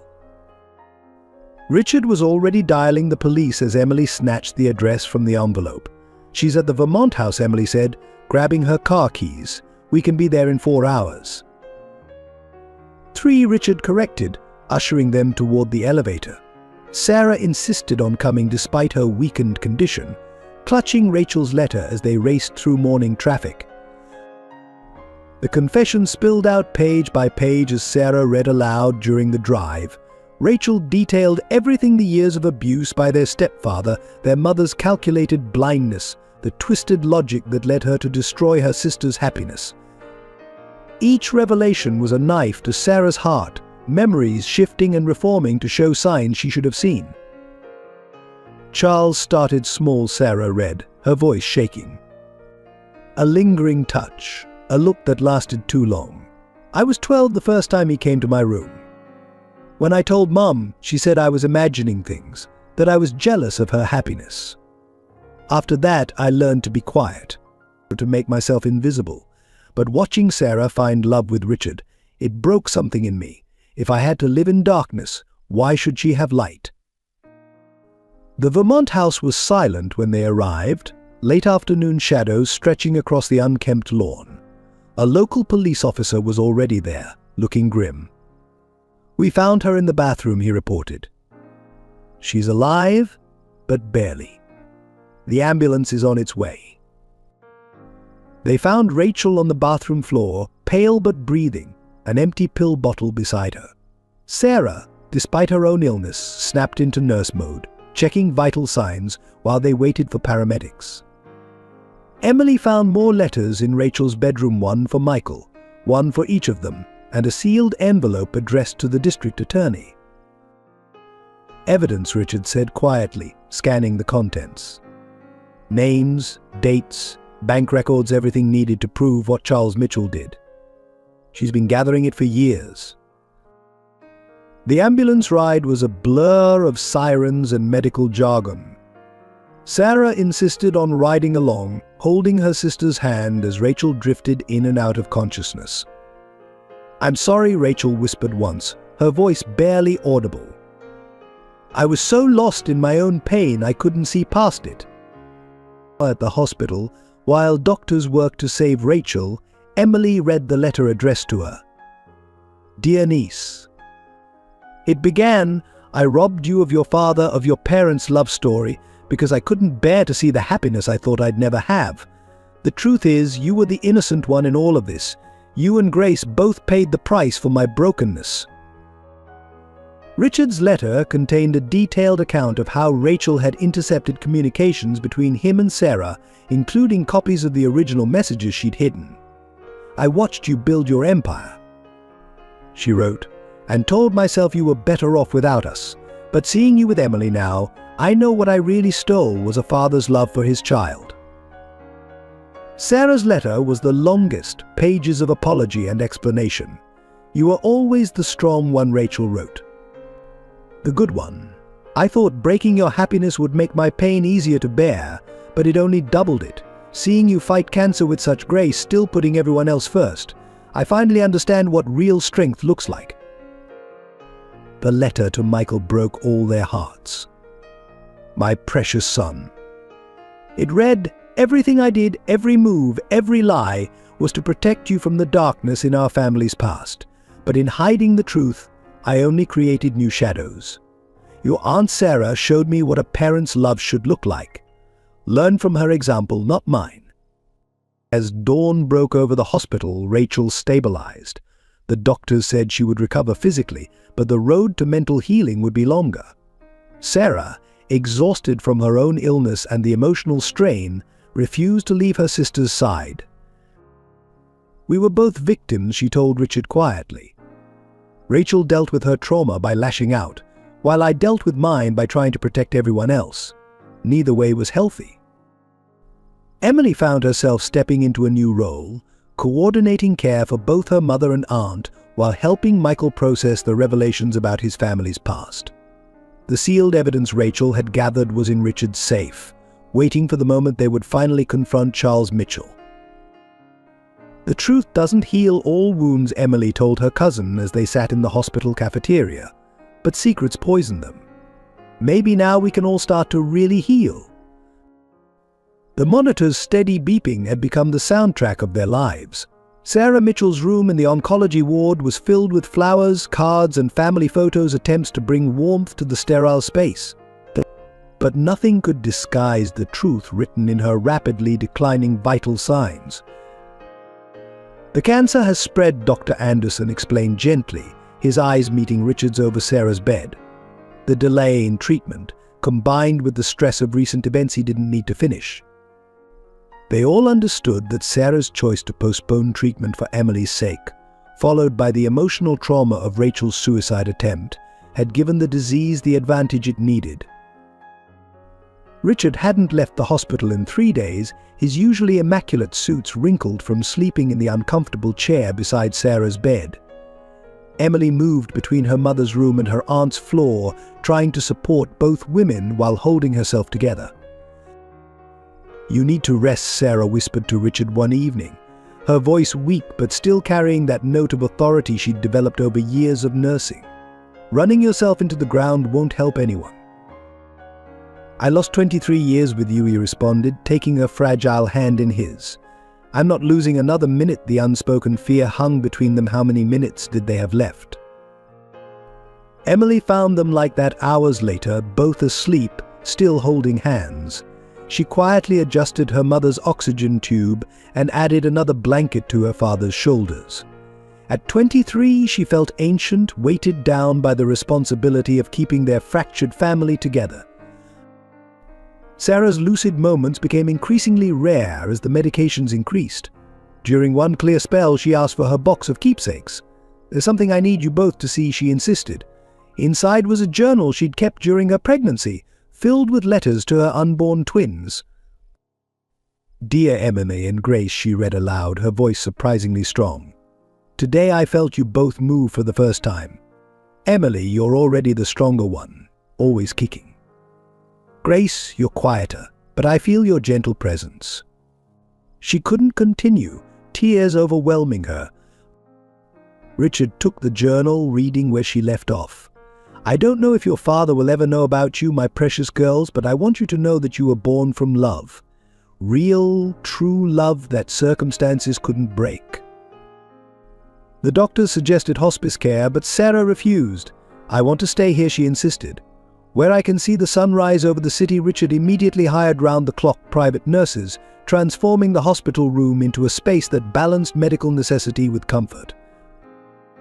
Rachel, recovered enough to leave her own hospital room, began spending her days with her sister. The two would talk quietly for hours, healing old wounds while facing new ones. "I wasted so much time on anger," Rachel said one afternoon. "And now time is the one thing we don't have enough of." Emily threw herself into research, consulting specialists worldwide, looking for experimental treatments or clinical trials. Richard used every connection he had, called in every favor, but the answers were always the same. The cancer had progressed too far. "Stop," Sarah told them both firmly during a family meeting. "I don't want my last days spent chasing miracles. I want them spent making memories."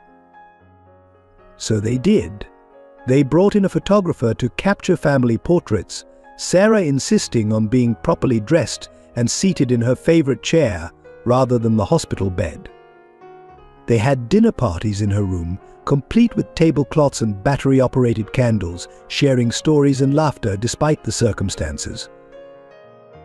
Sarah's strength ebbed like a tide, each wave taking more than it left behind, but her spirit remained undiminished. She helped Emily plan her first major project at Sterling Global, advised Richard on the foundation's new initiatives, and even began teaching Rachel basic nursing skills so she could help care for Michael's ongoing recovery. "Promise me something," she said to Richard late one night, when pain kept her awake. "Promise you won't let guilt over the past overshadow Emily's future. She needs a father, not a man trying to make up for lost time." Richard struggled to speak past the lump in his throat. "I promise. But Sarah, you need to promise too. Promise you'll keep fighting." Her smile was gentle but firm. "I promise to fight as long as I can. But more importantly, I promise that whenever you look at Emily, you'll see how our love survived everything: distance, time, misunderstandings. She's the proof that real love never dies." The boardroom of Sterling Global fell silent as Richard finished speaking. He had just announced his intention to step down as CEO, effective immediately. The Shanghai expansion project, worth billions, lay abandoned on the polished conference table between them. "This is business suicide," Marcus Bennett declared, recently reinstated after proving his own innocence in the earlier scandal. "The Asian markets won't wait, Richard. If we don't move now, we lose everything we've worked for." Richard stood at the window, watching the city he'd conquered spread out below. 24 hours earlier, he'd sat in Sarah's hospital room, listening to her labored breathing, when the call came about the Shanghai deadline. The choice crystallized in that moment: empire or family, achievement or love. "My wife is dying," he said quietly, turning to face the board. The word wife caught in his throat. They'd married in a small ceremony in Sarah's hospital room just days ago, Emily serving as both witness and bridesmaid. "I've already lost 23 years. I won't lose these final moments chasing another deal." The board erupted in protests and counter-arguments. The shareholders' interests, market position, competitor advantages, all the familiar language of corporate warfare. Richard listened silently, remembering similar meetings where he'd been the one arguing for business over personal concerns. "I'm not abandoning the company," he continued when the noise died down. "Emily will assume the role of interim CEO. She knows this business, understands our values, and has proven herself more than capable during the recent crisis." More objections followed.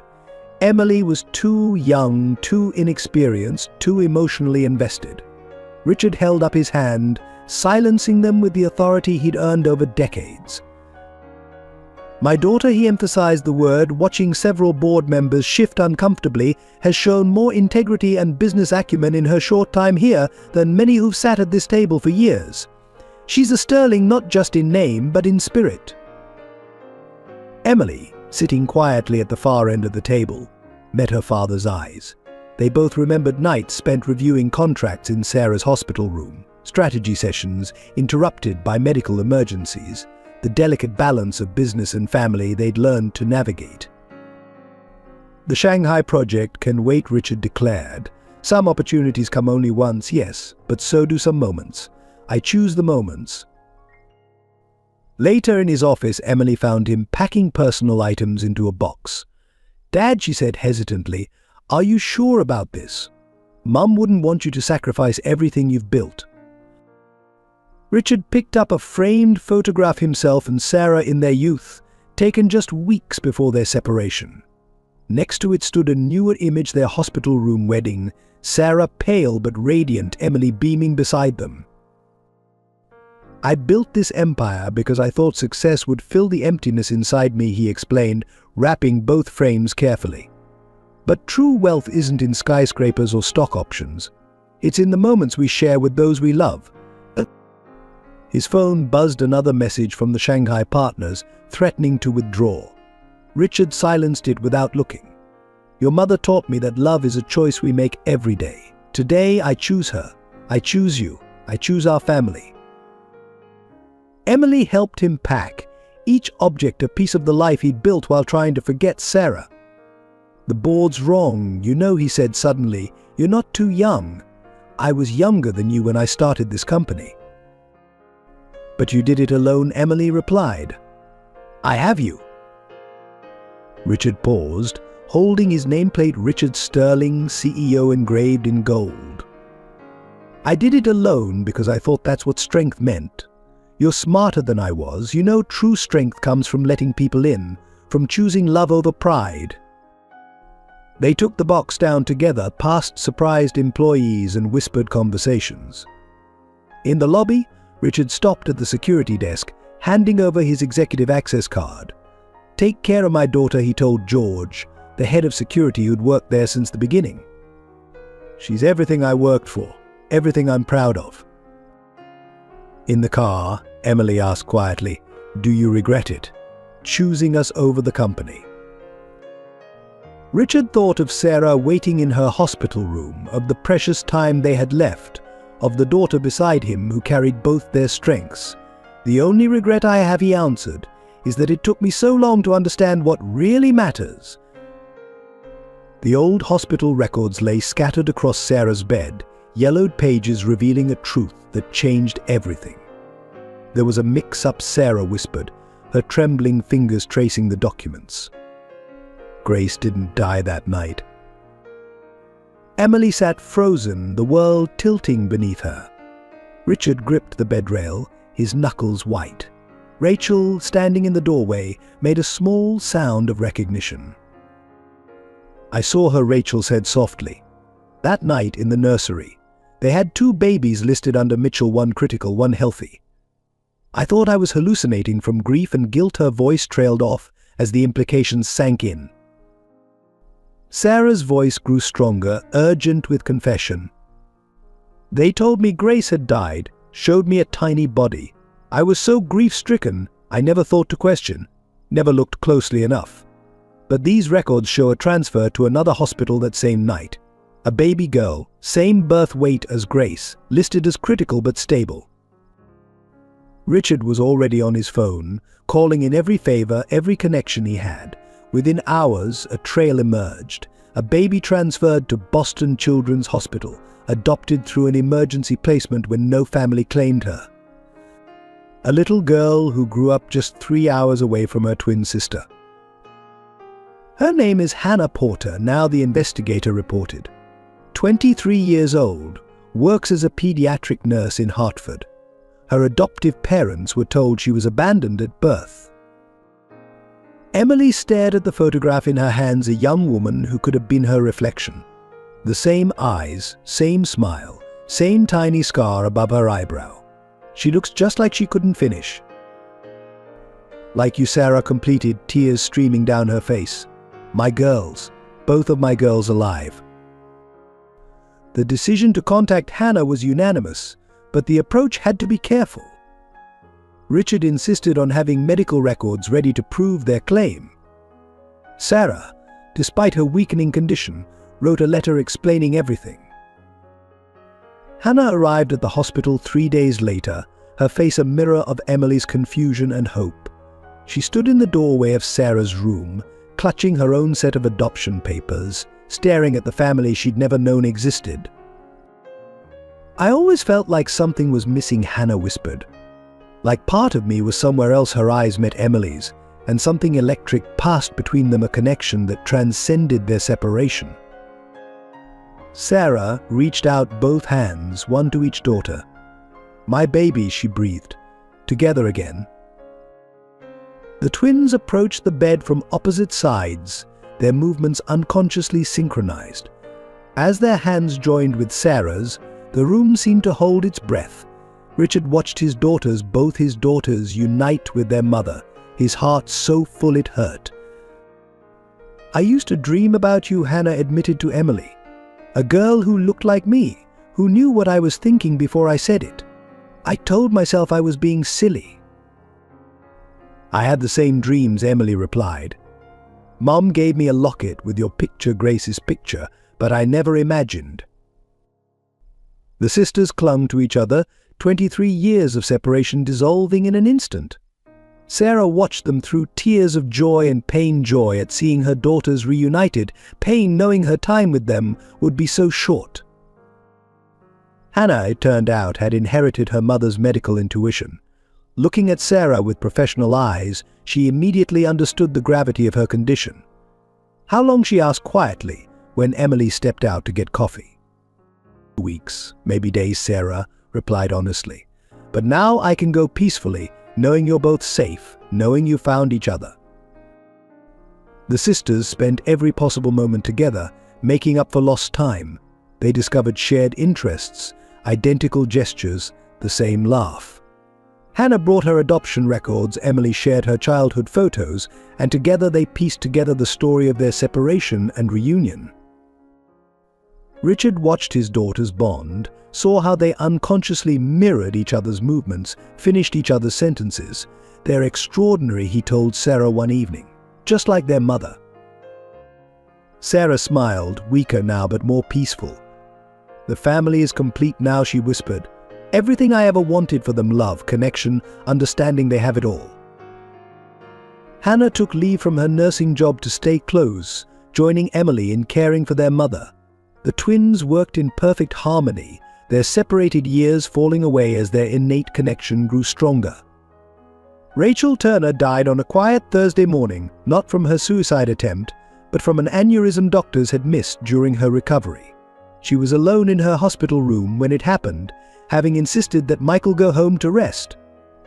The final letter found clutched in her hand would change everything.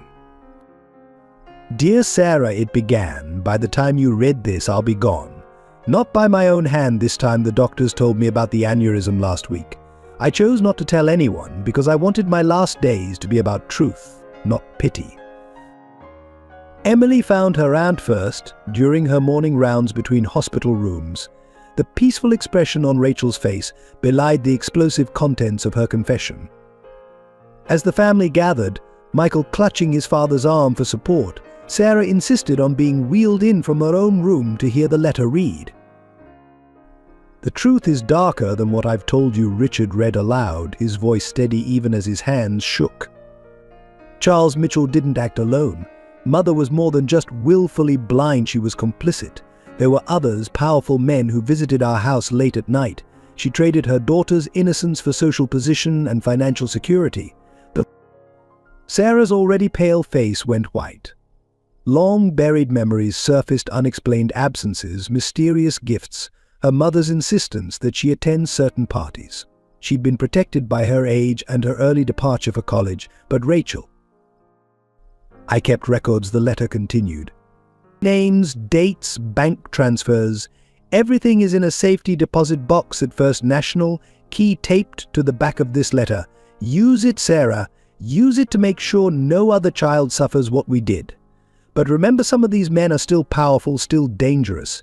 Be careful." The revelation sent shockwaves through the family. Michael, learning the full extent of his mother's trauma, finally understood the constant moving, the paranoia, the desperate need to protect him from shadows he'd never seen. Emily and Hannah held each other, their twin bond providing strength as they watched their mother process decades of hidden truth. Richard immediately moved to protect his family, hiring additional security and beginning a careful investigation into the names Rachel had exposed. But the emotional impact proved harder to guard against. Sarah's condition deteriorated as she grappled with memories and guilt, realizing how close she'd come to her sister's fate. "I should have known," she whispered one night, clutching Rachel's letter. "I should have seen." "You were a child yourself," Richard reminded her gently. "The adults who should have protected you both failed." Rachel understood that in the end. The funeral was small, attended only by family. Michael stood between Emily and Hannah, accepting their support as he said goodbye to his mother. The twins had become his protective older sisters, their own loss making them fierce in their love for their cousin. But Rachel's death brought an unexpected gift: healing. Her final confession freed Sarah and Michael from decades of uncertainty, gave them answers they'd needed but been afraid to seek. The evidence she'd gathered would eventually bring justice, though she wouldn't live to see it. "She died making things right," Michael said at the memorial service. "She spent years running from the truth, but in the end she faced it. She made sure we could all face it." In Sarah's hospital room, now crowded with Rachel's plants and photographs, the family began the process of rebuilding. Hannah and Emily took turns reading their aunt's journals, understanding finally the complex web of pain and love that had shaped their family. The truth Rachel revealed would have far-reaching consequences, but her greatest legacy was the healing her death set in motion. In facing her own demons, she gave her family the strength to face theirs. The oncology team delivered the news with professional compassion. The cancer had spread to Sarah's brain. Multiple tumors, inoperable. Even with aggressive treatment, she had weeks at most. The family absorbed this information in Sarah's hospital room, each processing the inevitable in their own way. Hannah, drawing on her nursing experience, immediately began reviewing the pain management protocols. Emily buried herself in research papers, searching for experimental treatments. Richard sat silently holding Sarah's hand, his thumb tracing circles on her palm, just as he had done 23 years ago. "No more treatments," Sarah announced, her voice weak but determined. "I want to be present for whatever time I have left. No more chemicals making me too sick to think or speak." The twins started to protest, but something in their mother's expression stopped them. "Your mother's right," Richard said, surprising everyone. "We need to respect her wishes." Quality of time over quantity, his voice broke on the last word, and Emily realized she'd never seen her father cry before. The next few days saw Sarah's hospital room transformed. The medical equipment was minimized, replaced with comfortable furnishings from home. Family photos covered the walls, and a small garden of potted plants brought nature indoors. The twins took turns staying overnight, neither willing to miss a moment. Sarah, freed from the brutal chemotherapy regimen, had periods of surprising clarity. She used these precious hours to share stories, pass on family history, and most importantly, strengthen the bonds between her newly reunited daughters. "Watch how Hannah bites her lip when she's worried," she told Emily one afternoon. "You do the exact same thing. And Emily, your laugh, Hannah had it first. I remember hearing it the day you were born." The sisters absorbed every detail, building a bridge across their years of separation. They discovered shared allergies, identical birthmarks, the same habit of humming while concentrating. Each similarity was a gift, a confirmation of their connection. Richard rarely left Sarah's side, conducting business via phone when absolutely necessary. The board's complaints about his absence fell on deaf ears. He'd missed 23 years, he wouldn't miss these final days. "Remember our first date?" Sarah asked him during a midnight conversation. "You were so nervous you knocked over your water glass 3 times. 4 times, Richard corrected, smiling at the memory. "The waiter finally brought me a sippy cup.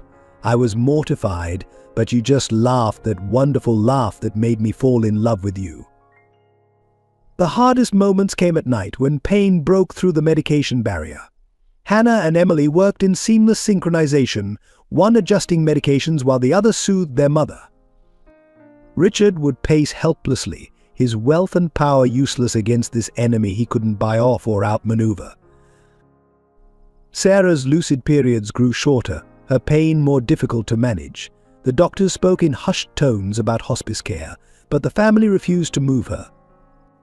They'd created their own version of hospice, with Hannah's medical knowledge and Richard's resources ensuring Sarah had everything she needed.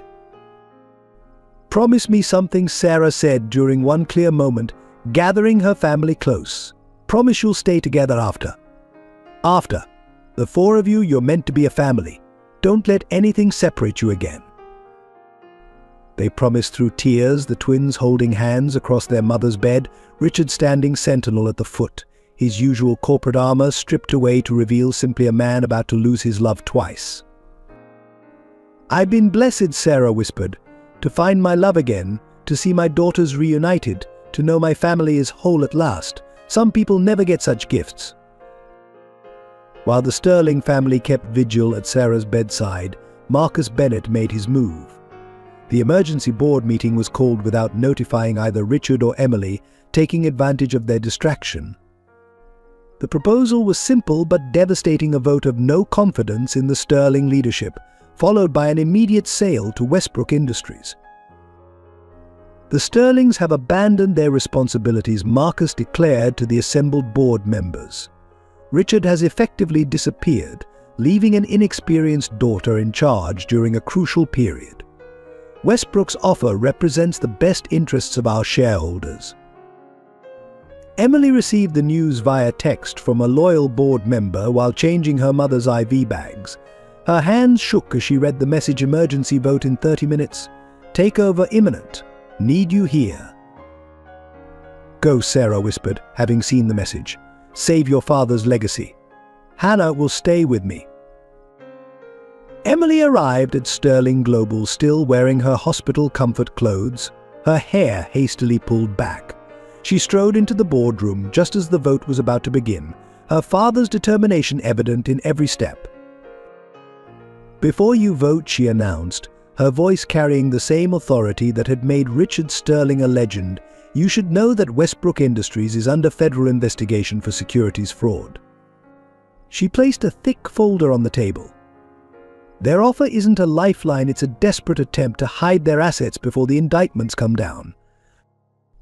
Marcus's face went pale. He couldn't have known about the investigation. Emily had discovered it during her late-night research sessions at the hospital, looking for anything to protect her family's interests. "Sterling Global isn't failing," Emily continued, pulling up projection charts on the boardroom screen. "Our Asian markets are stable, European expansion is ahead of schedule, and our charitable foundation's work has generated unprecedented goodwill. What we're facing isn't a crisis of leadership, but a crisis of loyalty." She turned to face Marcus directly. "Did you tell the board about your private meetings with Westbrook? About your guaranteed position as CEO after the takeover? About the offshore accounts set up to handle your commission?" The boardroom erupted in chaos. Marcus attempted to speak but was drowned out by angry questions from other members. Emily stayed calm, presenting evidence of his betrayal with precise, devastating accuracy. "My father built this company on trust and integrity," she said finally. "He's not absent, he's showing exactly those values by being with my mother in her final days. Would you really prefer leadership that puts profit above family, numbers above human dignity?"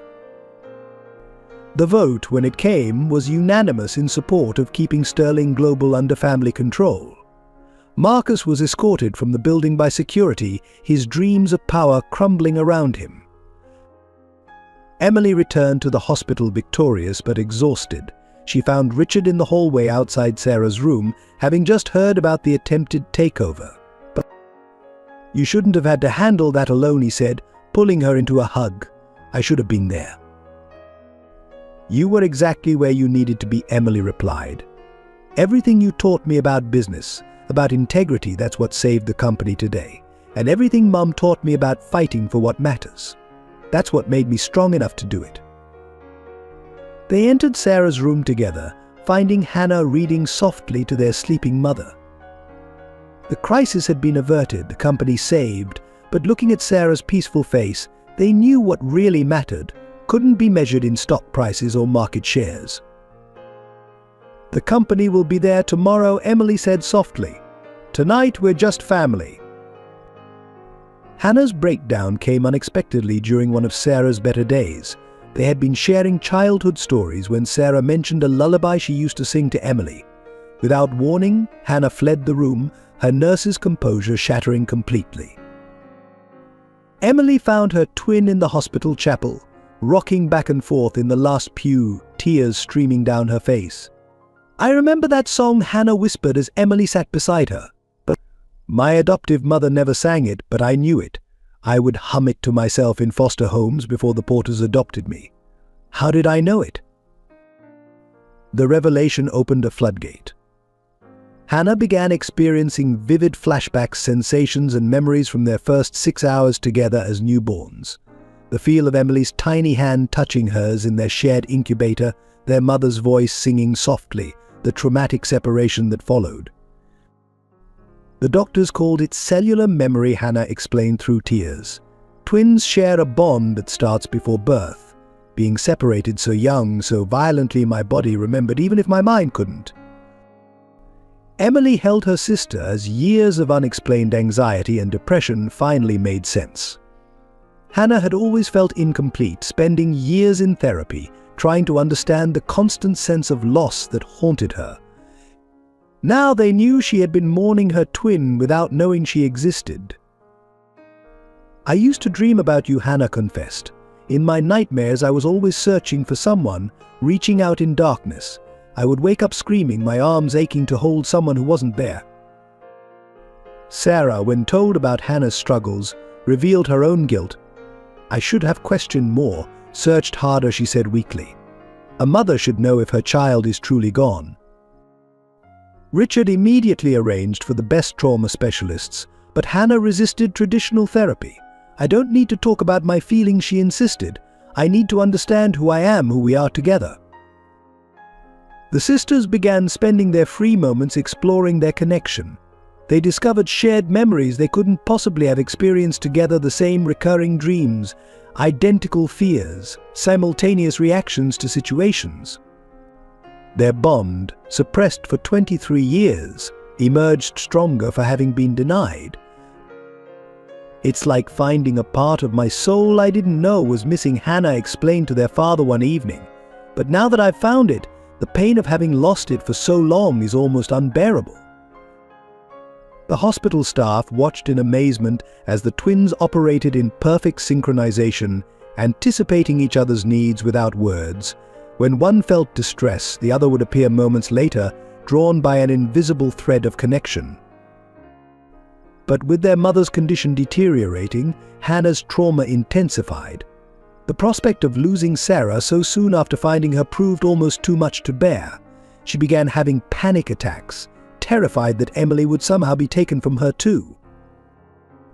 "I can't lose anyone else," she sobbed one night as Emily held her. "I can't survive being alone again." "You're not alone," Emily promised fiercely.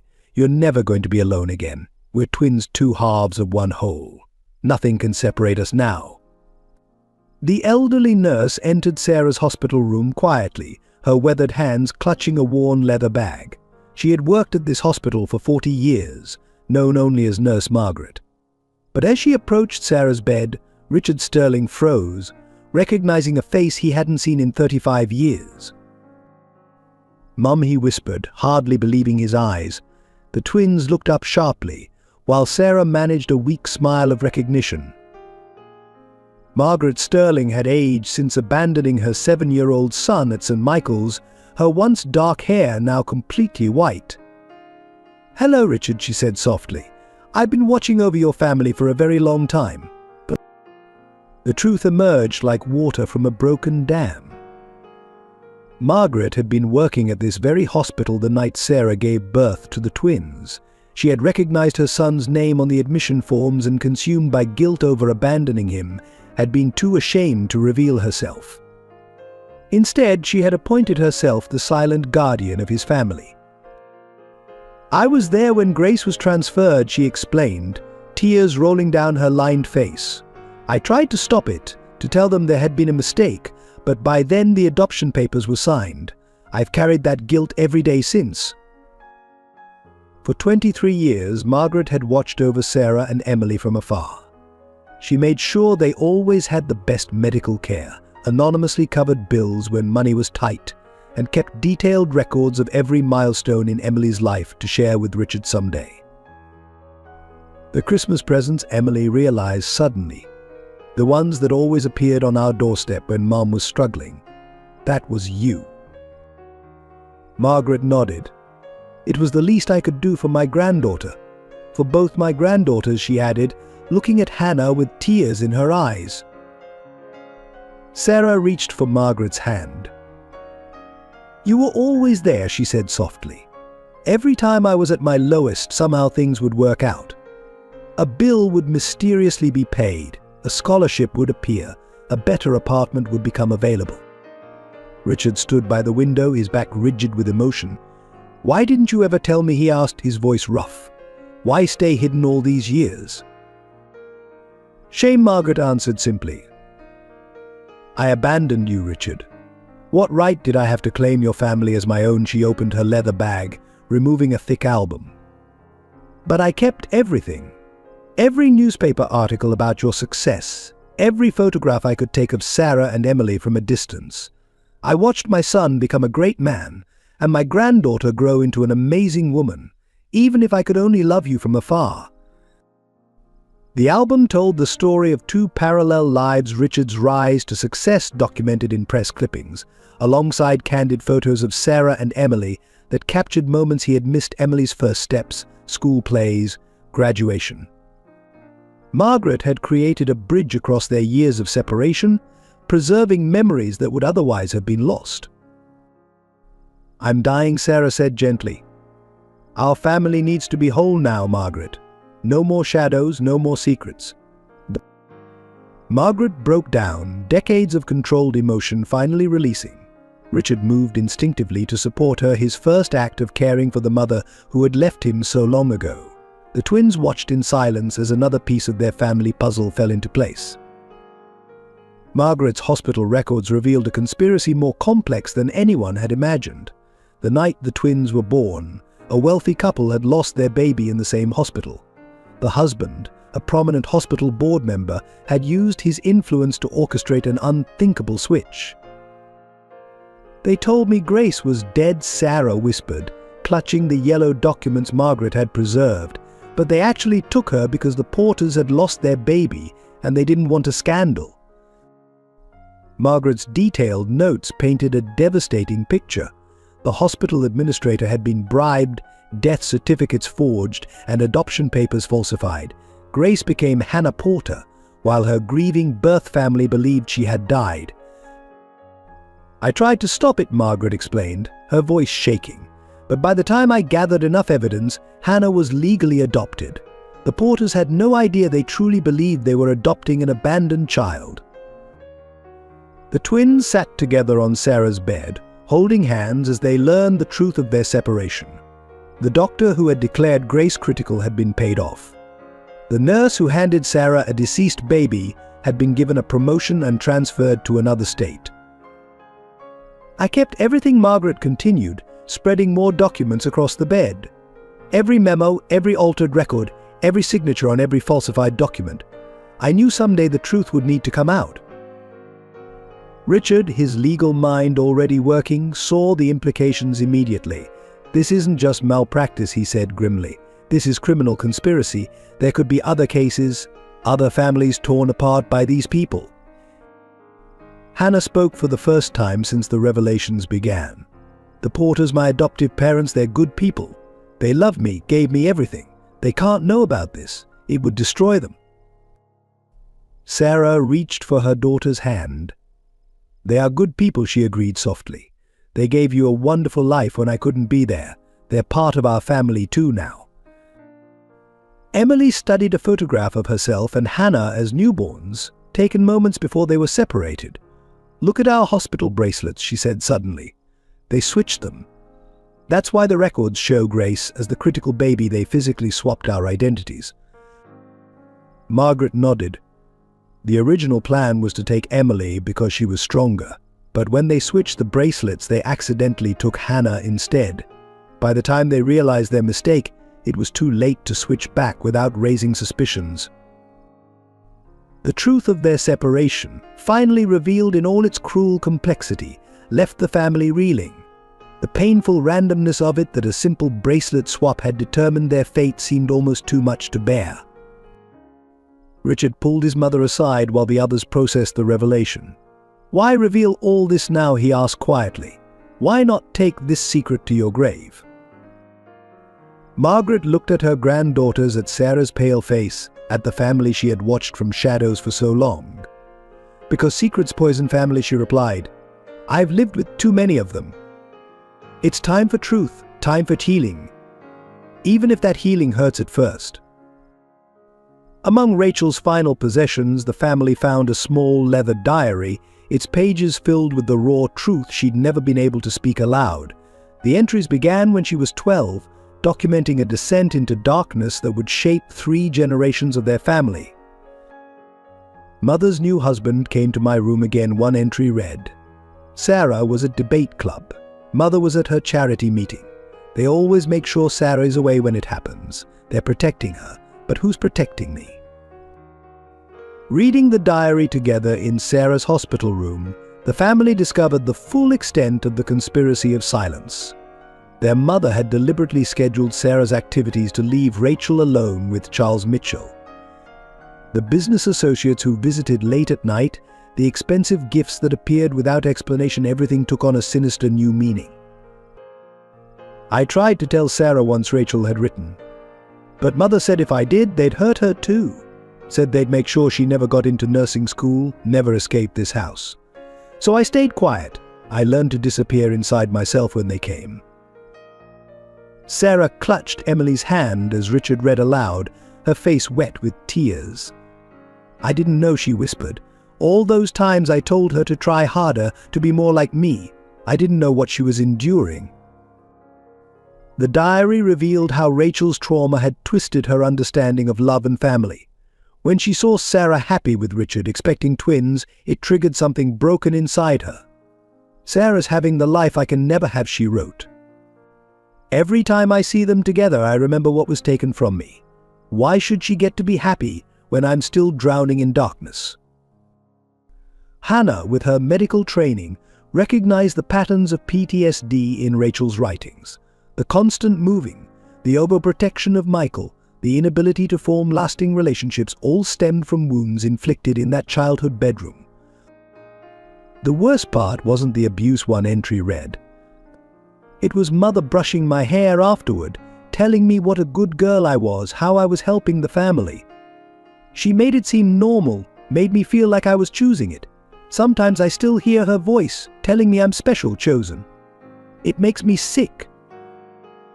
Richard had to stop reading several times, overcome by the horror of what his sister-in-law had endured. The successful businessman, used to solving problems with money and power, felt helpless before the evidence of such calculated cruelty. The final pages revealed Rachel's eventual breaking point. "When I sent that message to Richard, separating him from Sarah, I thought I was protecting her. In my twisted mind, I believed all men would eventually hurt her like they hurt me. But I was wrong. I didn't save her, I just passed my pain on to her, to Emily, to Emily. To Emily. The cycle has to stop." Emily and Hannah held each other as the last entries were read, understanding finally the aunt they'd barely known. Rachel's final words were an apology and a warning. "Sarah, forgive me. I loved you the only way I knew how, through a broken lens. Emily, Hannah, protect each other. Don't let anyone separate you again. And Richard, the evidence I've gathered isn't just about Charles. There are names, dates, records. Use them. Make sure no other child endures what I did. Sarah stared at the diary in silence long after Richard finished reading. We were all victims, she said finally. Rachel, me, our mother in her own way. But Rachel bore the worst of it, and I never saw. I never understood why she changed, why she pulled away. I failed her as a sister. No, Richard said firmly. The only ones who failed were the adults who should have protected you both.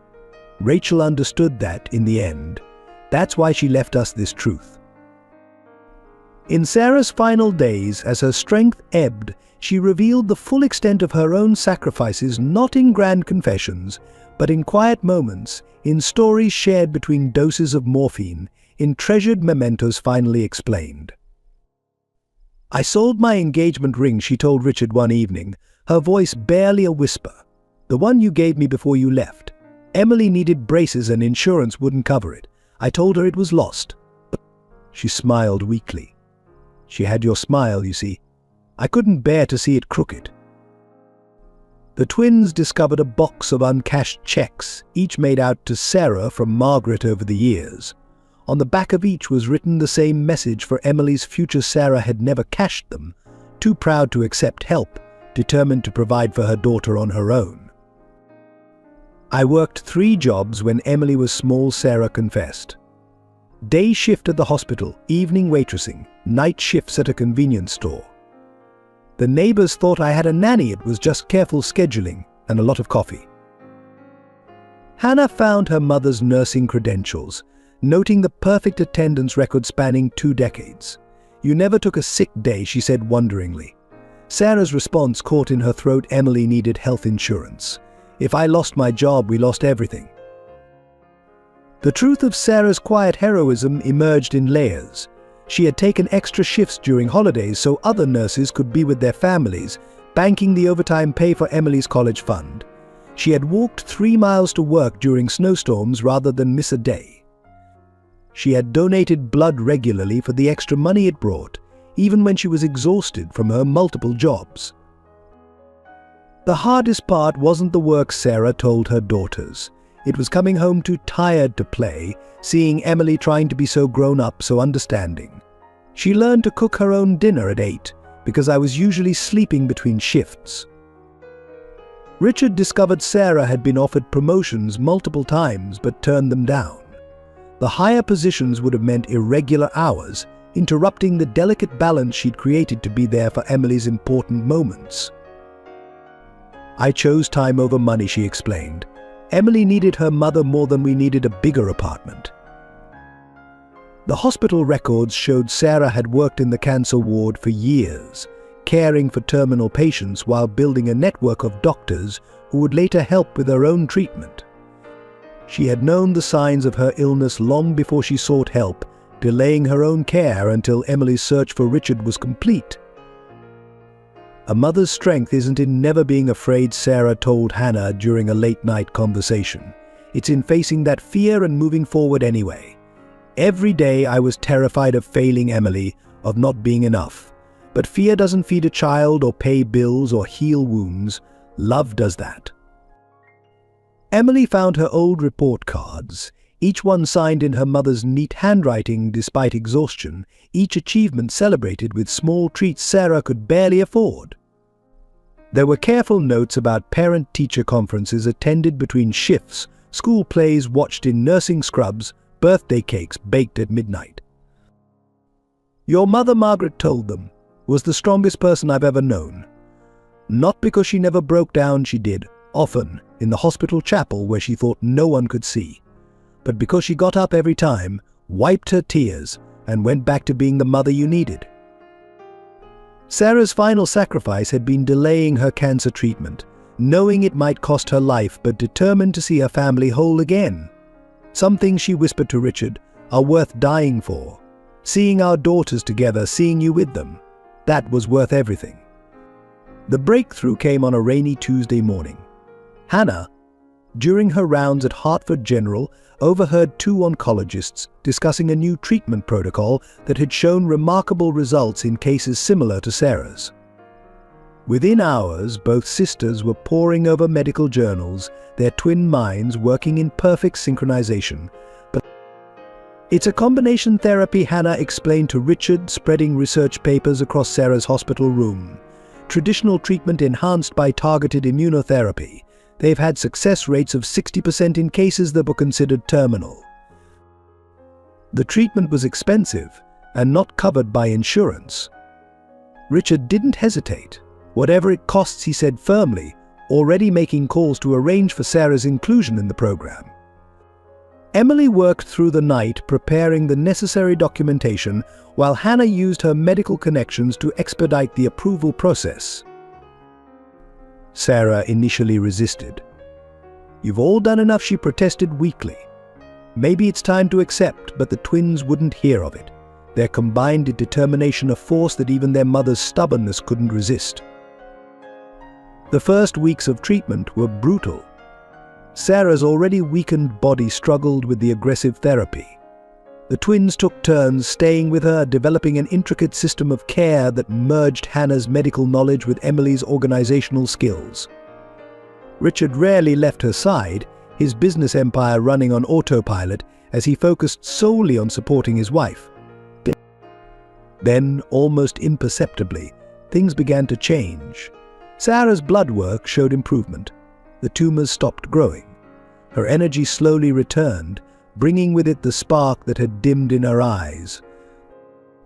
"The cancer cells are responding," her oncologist announced 6 weeks into treatment. Better than we'd hoped. The family held their breath, afraid to believe in miracles after so much heartbreak. By the 3rd month, Sarah was sitting up in bed, eating solid food again. Her hair began to grow back, silver-streaked but thick. She started physical therapy, rebuilding strength that months of illness had stolen. "It's not just the treatment," her doctor confided to Richard. "Medical science can only do so much. The rest is the patient's will to live, and Sarah has something powerful to live for, a family finally made whole." The day Sarah took her first unassisted steps down the hospital corridor, all 4 of her protectors were there, Richard holding her hand, the twins hovering anxiously nearby, Margaret watching with tears of joy. Each step was a victory, each breath a gift. "I couldn't leave you yet," Sarah told them later. "Not when we've only just become the family we were always meant to be." She reached for Richard's hand, smiling at their daughters. "Besides, someone needs to keep you all in line." Recovery was slow but steady. There would be ongoing treatments, regular monitoring, and a lifetime of precautions. But Sarah was alive, growing stronger each day, her survival as much a testament to love's power as to medical science. Sometimes, she told her family, miracles don't look like we expect. Sometimes they look like family pulling together, like sisters finding each other, like old wounds finally healing. She smiled at Richard. Like love getting a second chance. The Sterling family gathered in the garden of their new home, a sprawling estate with enough room for everyone. Sarah, now strong enough to walk unaided, sat in her favorite wicker chair while Richard tended to his newly planted roses. The twins were setting up for dinner on the patio, moving in their characteristic synchronized dance, while Margaret supervised with grandmotherly pride. The Porters, Hannah's adoptive parents, had been invited for the weekly family dinner, a tradition that began after Sarah's recovery. Initially awkward, these gatherings had evolved into genuine celebrations of their unique family bond. John and Mary Porter had struggled at first with the truth about Hannah's adoption, but Sarah's gracious acceptance of their role in her daughter's life had paved the way for healing. "We didn't lose a daughter," Sarah had told them. "We gained another family." The Porters had wept with relief, their guilt over unknowingly participating in the hospital's deception finally easing. Michael, still dealing with his mother Rachel's loss, found comfort in his expanded family. He spent weekends with his cousins, the twins helping him process his grief while teaching him to channel his mother's strength rather than her pain. Richard had taken the boy under his wing, mentoring him in business while ensuring he never felt alone. Margaret's integration into the family had been perhaps the most profound transformation. Her years of secret guardianship were over, replaced by an open and loving relationship with her son, daughters-in-law, and grandchildren. She and Richard spent long hours together, healing old wounds through honest conversation and shared memories. Forgiveness, Sarah often said, is like a garden. It needs constant tending, but what grows from it is beautiful. She would look around at their blended family, biological and adopted, lost and found, and marvel at how love could transform pain into peace. The evidence Rachel had gathered against Charles Mitchell and his associates had been carefully handled, resulting in quiet but firm justice. The men involved faced consequences for their actions, while the families affected received support and counseling. Richard had established a foundation in Rachel's name, dedicated to helping victims of abuse rebuild their lives. Emily and Hannah's bond grew stronger each day, their separation healed through shared purpose and understanding. They worked together at Sterling Global, their complementary skills making them a formidable team. But more importantly, they had each other. The missing piece each had felt throughout their lives finally found. "We're not just healing our family," Emily remarked one evening, watching the sunset with her sister. "We're breaking the cycle of pain that affected so many lives." Sarah looked at her gathered family, her husband planting new life in the garden, her daughters whole and strong, her mother-in-law finding peace, her nephew learning to smile again, and felt profound gratitude. They had faced death, separation, betrayal, and pain, yet emerged stronger, bound together by love that transcended biology and time. This she said softly to Richard as he joined her, dirt still on his hands from the garden. "This is what I always dreamed of. Not just survival, but real healing, real joy." The Sterling Foundation for Single Mothers opened its doors on a bright spring morning, housed in a renovated Victorian mansion in the heart of the city. Sarah cut the ribbon with trembling hands, surrounded by her family and the first group of mothers the foundation would support. No mother should have to choose between working 3 jobs and seeing their child grow up, Sarah declared in her opening speech. No child should miss their mother's presence because she's too busy surviving to truly live. The foundation, born from Sarah's own struggles, offered comprehensive support, housing assistance, childcare, educational scholarships, and medical care. Emily and Hannah co-directed the organization, bringing their unique perspectives and skills to its management. Emily handled the business aspects, while Hannah oversaw the medical care program. Richard had converted an entire floor into a state-of-the-art daycare center, remembering how Sarah had worried about childcare during Emily's early years. The center operated 24 hours a day, accommodating mothers who worked night shifts or irregular hours. Every detail matters, Sarah insisted during the planning stages. These women need more than just financial help. They need dignity, respect, and the chance to be present in their children's lives. The educational program, inspired by Sarah's determination to keep Emily in school, despite their circumstances, provided both mothers and children with learning opportunities. Mothers could earn degrees or vocational certifications while their children received tutoring and enrichment activities. Margaret contributed her nursing expertise to establish a health clinic within the foundation, ensuring that no mother would have to delay medical care due to cost or time constraints. The clinic was named Rachel's Haven, honoring the aunt whose tragedy had helped shape their family's dedication to healing and protection. The foundation quickly became a model for similar programs nationwide. Richard used his business connections to secure corporate partnerships, creating job opportunities for mothers completing the foundation's training programs. The Sterling Global Board, once focused solely on profit, now measured success partly by their social impact. Each room in the foundation building told a story. The library housed books donated by Hannah's adoptive parents, the Porters. The computer lab was equipped by Michael, who had found his calling in technology. The garden, tended by Richard himself, provided fresh vegetables for the foundation's families. "Every mother here reminds me of you," Emily told Sarah one evening as they watched mothers and children leaving the day's programs. Strong, determined, refusing to let circumstances define their children's futures. The Foundation's first success story was a young mother named Lisa, who had arrived with a 2-year-old daughter and a dream of becoming a nurse. Within 2 years, supported by the Foundation's resources, she had completed her nursing degree and was working at the same hospital where Sarah had spent her career.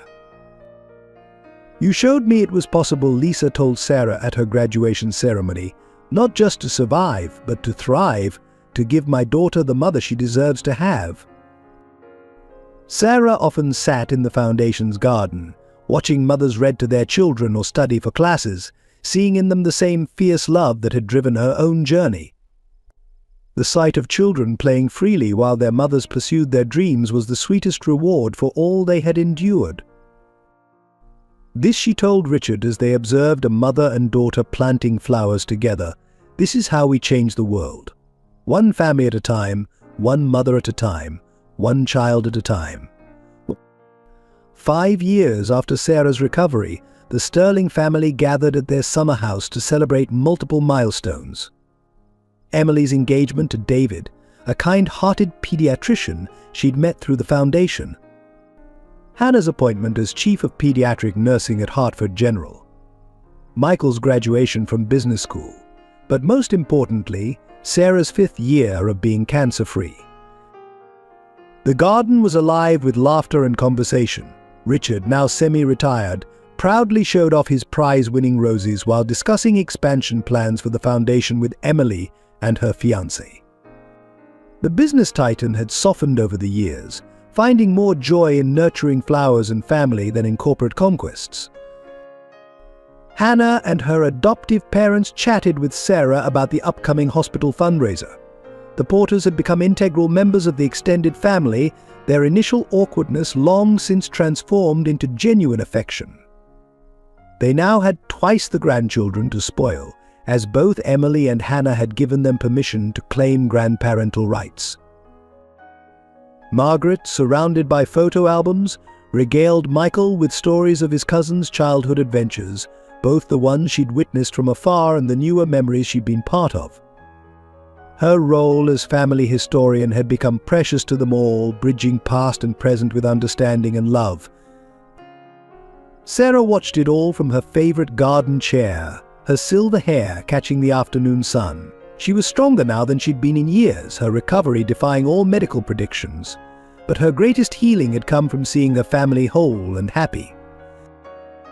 "Penny for your thoughts," Richard asked, joining her with 2 glasses of lemonade. "I was just thinking about Grace," Sarah replied softly. "How even in leaving us she brought us together. Her spirit led Hannah back to us, led you back to me." They watched as the twins synchronized without thinking, Emily passing Hannah a plate just as she reached for it, Hannah answering Emily's unspoken question with a nod. Their connection, once severed by circumstances, had grown stronger through understanding their past. Michael had grown into a thoughtful young man, carrying his mother Rachel's strength without her burdens. He worked part-time at the Foundation while finishing his degree, determined to honor her memory by helping others heal from trauma. The Sterling Foundation had expanded across the country, its success measured not in profits but in families healed, dreams achieved, and cycles of pain broken. Emily and Hannah's dual leadership had created a model of compassionate efficiency that other organizations sought to emulate. "We've come full circle," Sarah mused, taking Richard's hand, from being separated by lies to being united by truth, from broken pieces to a whole that's stronger for having been broken. The evening ended with their tradition of stargazing blankets spread on the lawn, family members pointing out constellations and sharing dreams.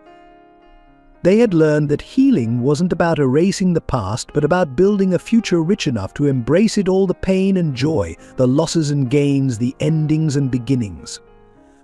To Grace, Emily raised her glass in their traditional toast. To Rachel, Hannah added. To family, they all echoed, their voices joining under the vast sky. Sarah looked at her gathered family, biological and chosen, lost and found, and felt complete. They had weathered storms together, faced truths both beautiful and painful, and emerged stronger for it all. Their story, she realized, was still being written, each day adding new chapters of love, healing, and hope. Dear viewers, we hope this story of love, forgiveness, and family healing has touched your hearts.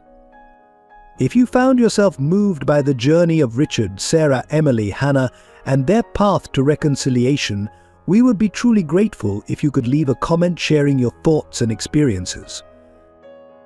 Your support means the world to us. Please consider subscribing to our channel to join our storytelling community and stay updated on more heartwarming narratives that explore the complexities of human relationships. If this story resonated with you, share it with your friends and family who might find comfort or inspiration in its message. Don't forget to like this video to help us reach more viewers who might need to hear this story of hope and healing. Every like, comment, and share helps us continue creating meaningful content that celebrates the power of love and forgiveness. Thank you for being part of our journey. We look forward to sharing many more stories with you.